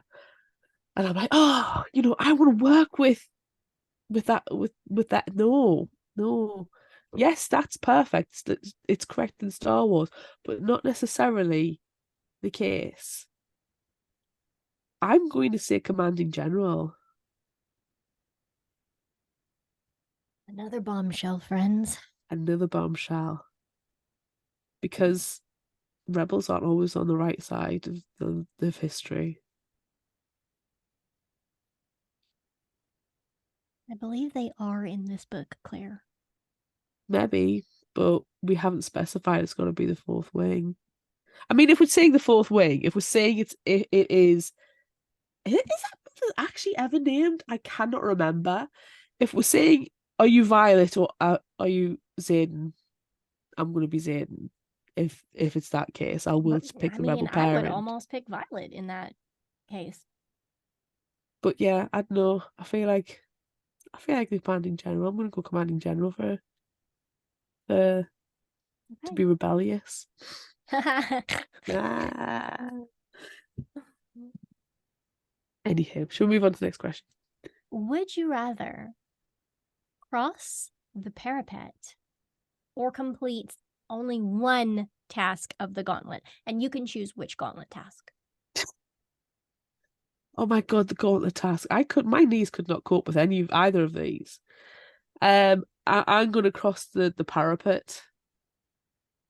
I know you will not pick that because of the height issue, but I think I'm going to cross the parapet. I mean, any task of the gauntlet is also terrible because you're like just fucking scaling the side of a mountain. Yeah. I can't lift my own body weight.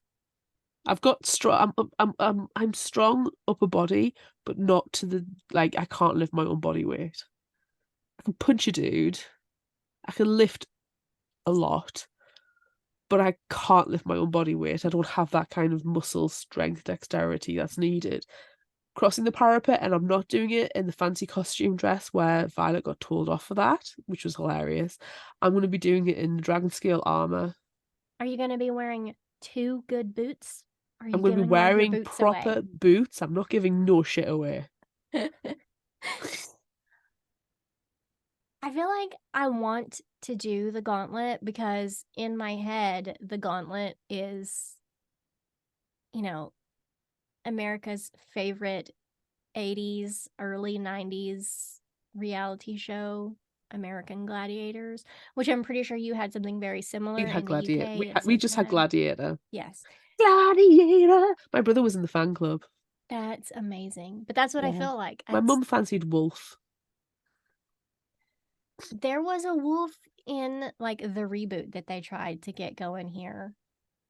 And I guess that was probably early 2000s. There was a guy called Wolf. And I mean, they always wore spandex and they were just amazing. And I always wanted to be on American Gladiators when I was a kid, so I have to go at the gauntlet. I probably will fall, but I'm gonna try it. Fair enough. Would you rather wield lightning or shadows? This is probably one of the most difficult would you rather questions we have ever presented to me because I love the thought of lightning wielding and like I've written short stories and stuff and just imagined me as a character who can wield lightning. Like my username on like my game consoles is fucking electrocute. So I would love to wield lightning. But fucking shadows, it's darkness and I am dead inside. So I would love to be surrounded by darkness all the time. It would be amazing. I don't know if I can choose. I love both of them. And I think it's fantastic that these two powers are put together. You know, the characters are put together. God, I love it. It's like two of my most favorite things. I don't know. I don't know. Hmm. Hmm. I don't know.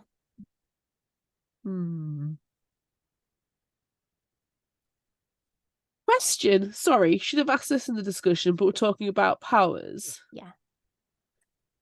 The one who could read my minds got the neck snapped very viciously. Wonderful scene. Yes. Why hasn't Dane had that happen, considering he can take memories, which is an awfully similar ability? I think it's because Dane's requires touch, and the other one was just could just read memories all the time. And like he was more of a liability Mm. because like if you're keeping secrets, he could just walk by you and be like, "Oh, hey, what's up? I know what you're thinking." But Dane has to touch. And so if you wanted to keep a secret from Dane, you just have to stay out of reach of his hands. If you You know he just has the have to power. stop him from touching your fucking face. It's face What an touch. asshole. It's face touch too, which is very obvious. What an absolute asshole. Fucking Dane. Hate that guy. Should have had his neck Stop snapped. touching people's faces. Should have had his neck snapped. Next, would you have? Did you answer this question? Yeah, Because you I just didn't. didn't hear. You just didn't hear. I think You I'm gonna. can you can hear my answer in the edit. I think I'm gonna pick lightning, just because it's been what I've always wanted to do. I'm gonna pick Shadow because I feel like I could turn into the. I could live my best villain life as well. I mean, I could live an amazing villain life wielding lightning as well. Well, we'll just do it together. I'll Yeah. create massive shadows, and you can put some lightning in there, and Okay. it'll look really cool. Yeah. Okay. Sounds good. Would you rather ride a dragon, a griffin, or a wyvern? Dragon. Wyvern. Next question.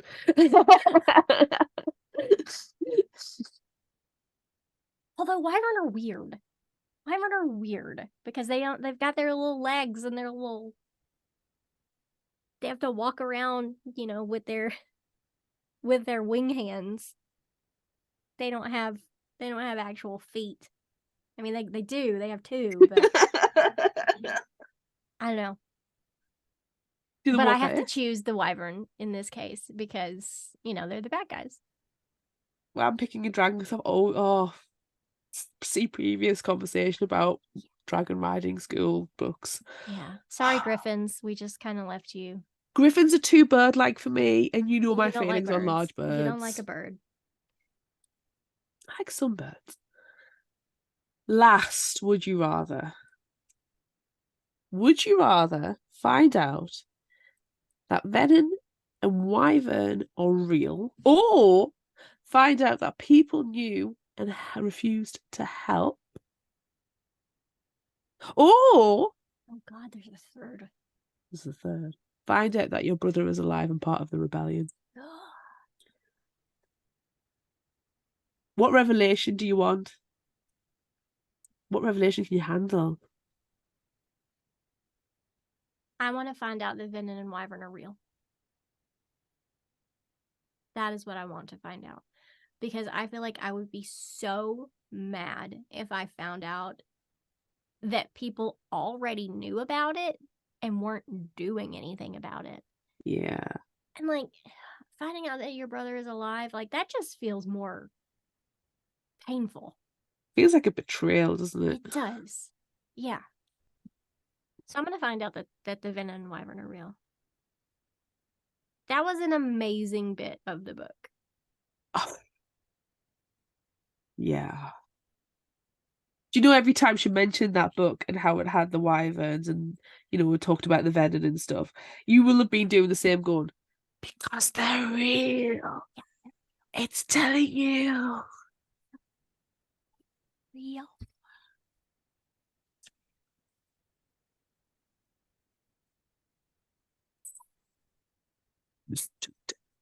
I am going to pick to find out that your brother is alive and part of the rebellion, because then he'll tell us that venom and wyvern are real. So I'm going to twofer. And that people know and are Yeah. refusing to help. You fact, because then at least you've got your brother, yay. You've Yeah. part of a revolution that's gonna actually be the right side of history, hopefully. Yeah. So I'm finding the loophole, and then that'll naturally lead into finding out all of the other bits and pieces. That's fine. All right. Favorite final thought quote. What do you got? Oh God, just read the whole goddamn book. Oh my God, yes. Just read it. Just get this book into your brain cells. Yeah. But if you want me to read some quotes out to you, I will. I will. Justice is not always merciful. You're not attracted to toxic men, I remind myself. And yet, here I am, getting all attracted. I love the self-awareness. Yes. Was everyone's dragon a crumb dungeon?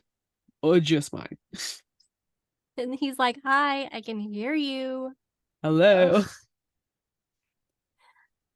I'm used to functioning in pain, asshole. Are you? I think that's just indicative of being a woman.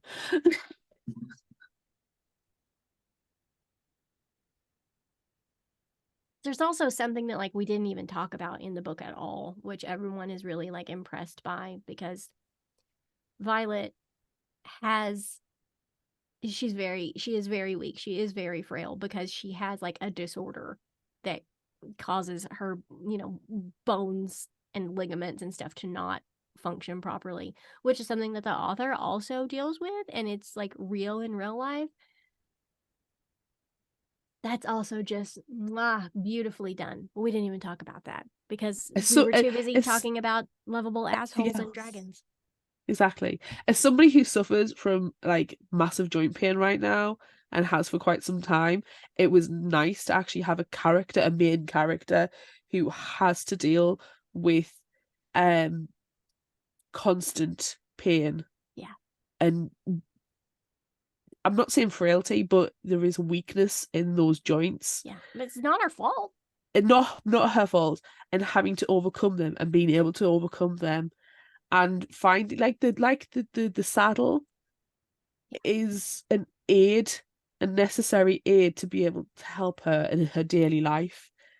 And normalizing that. Yeah. Loved it. Loved it.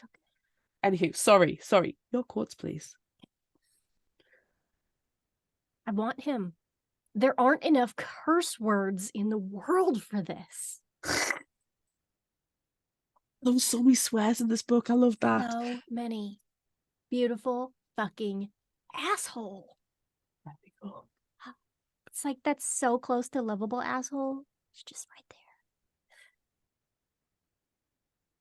When did I ever give you the impression that I give a fuck what people think about me? Love it. Oh, so good. Aspirational. Good. Yes. This next one that I have is there's a sentence or two in between. So there will be a pause, but gods, you are such a cliche, Zayden. You are a villain hiding in plain fucking sight. But then he comes back with, I might be a villain to some, but not you. Oh.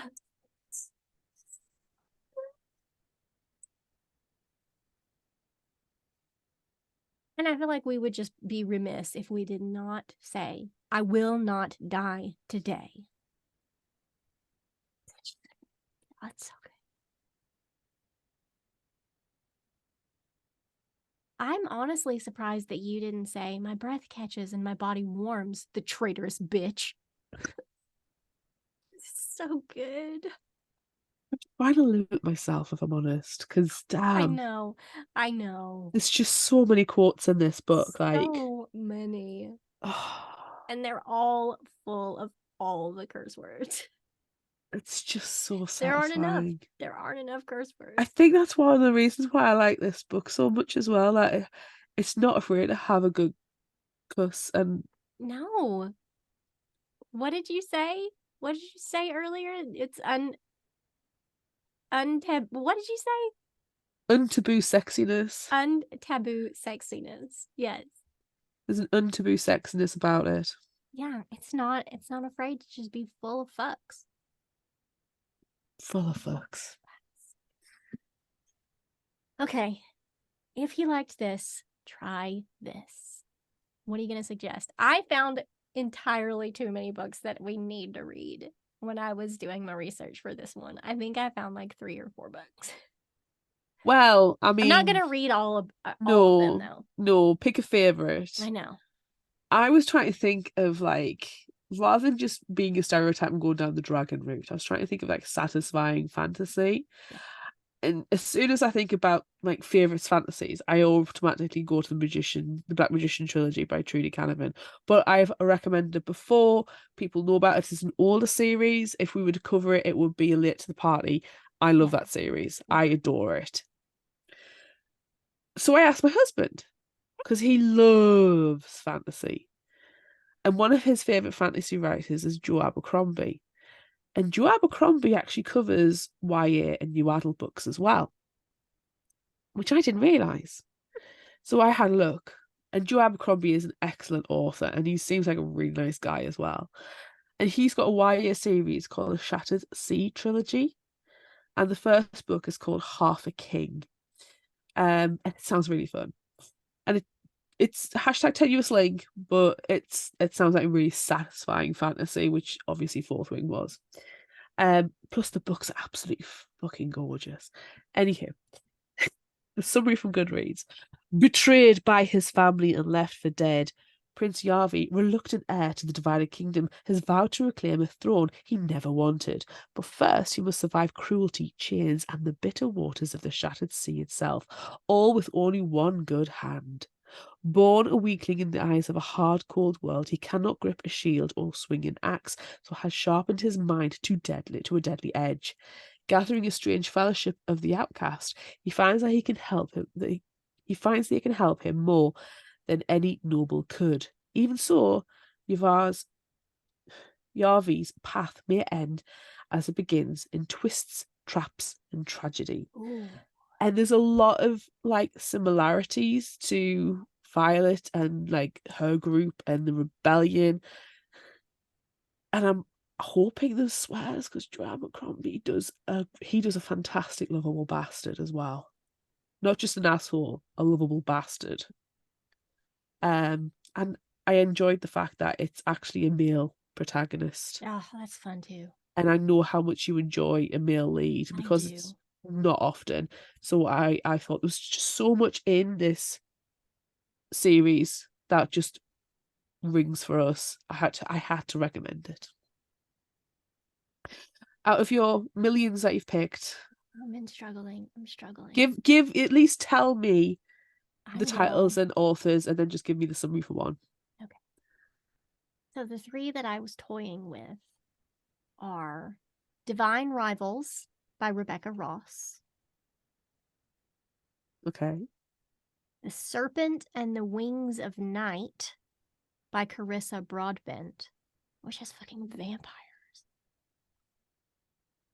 or Daughter of the Drowned Empire by Frankie Diane Malice. Ooh. And I think that's the one I'm going to go with. Okay.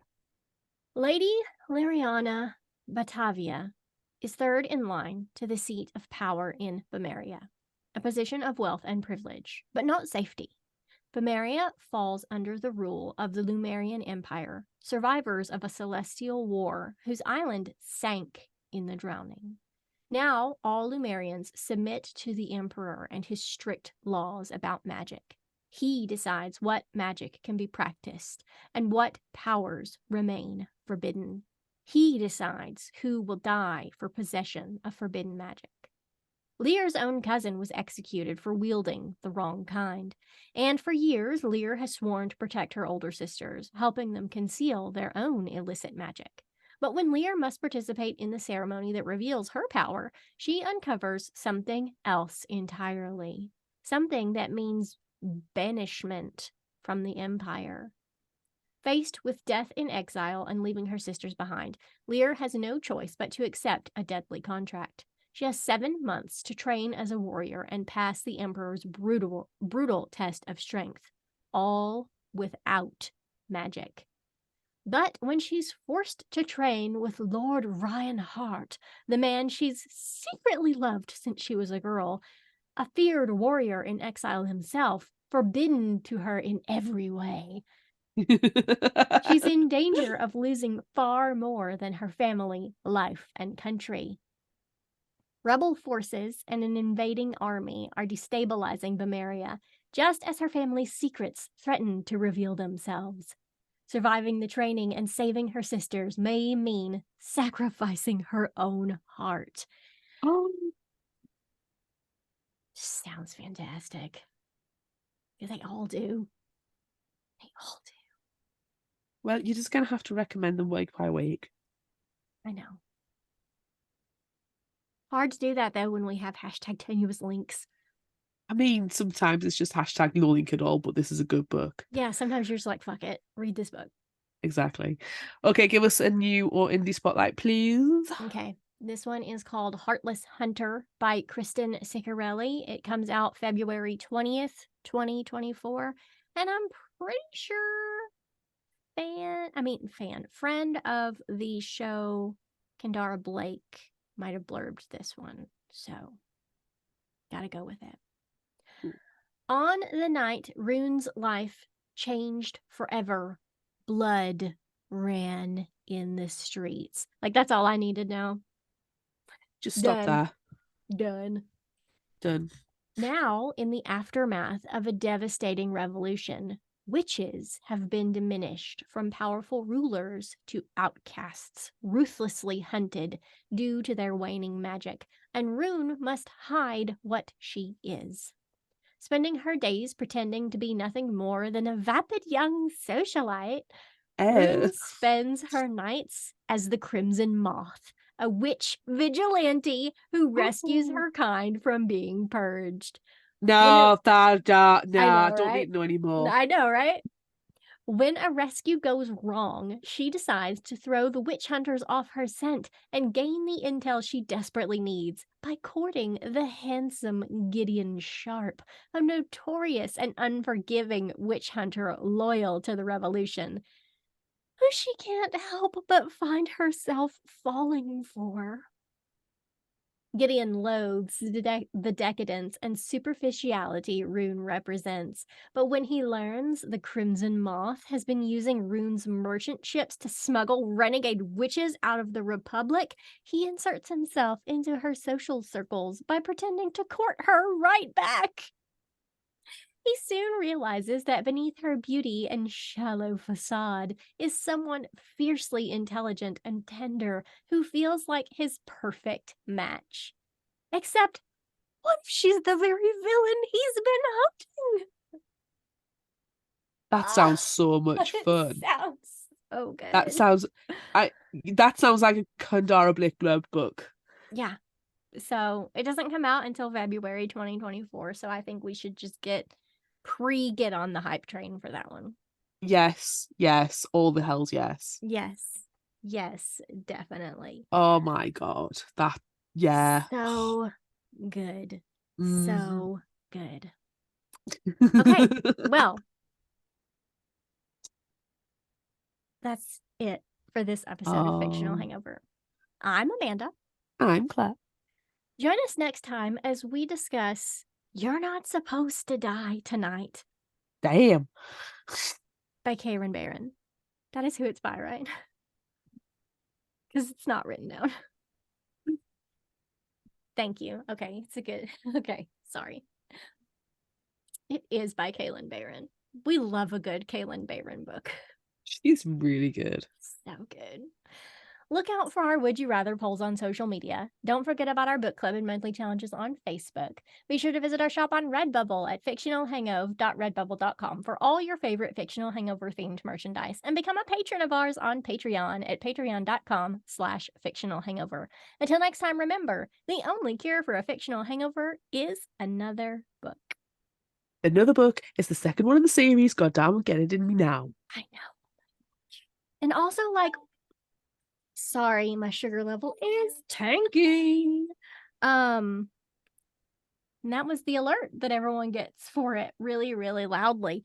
Also, I just want to say this is the last episode of the 5th year of Fictional Hangover. So we're about to start year fucking 6, which is amazing. And when we will stop referring to the before times, because the ratio has well outweighed. I know. It still exists, though. It still exists. We can't pretend that it doesn't. It doesn't. But I'm fighting against somebody who did 50 episodes. Yeah, you're not fighting. I know. If you're fighting, you won the fight. I could take a bitch. You won the fight a long fucking time ago. I could definitely take a bitch. You could take a bitch. Oh my god, I need to stop this recording.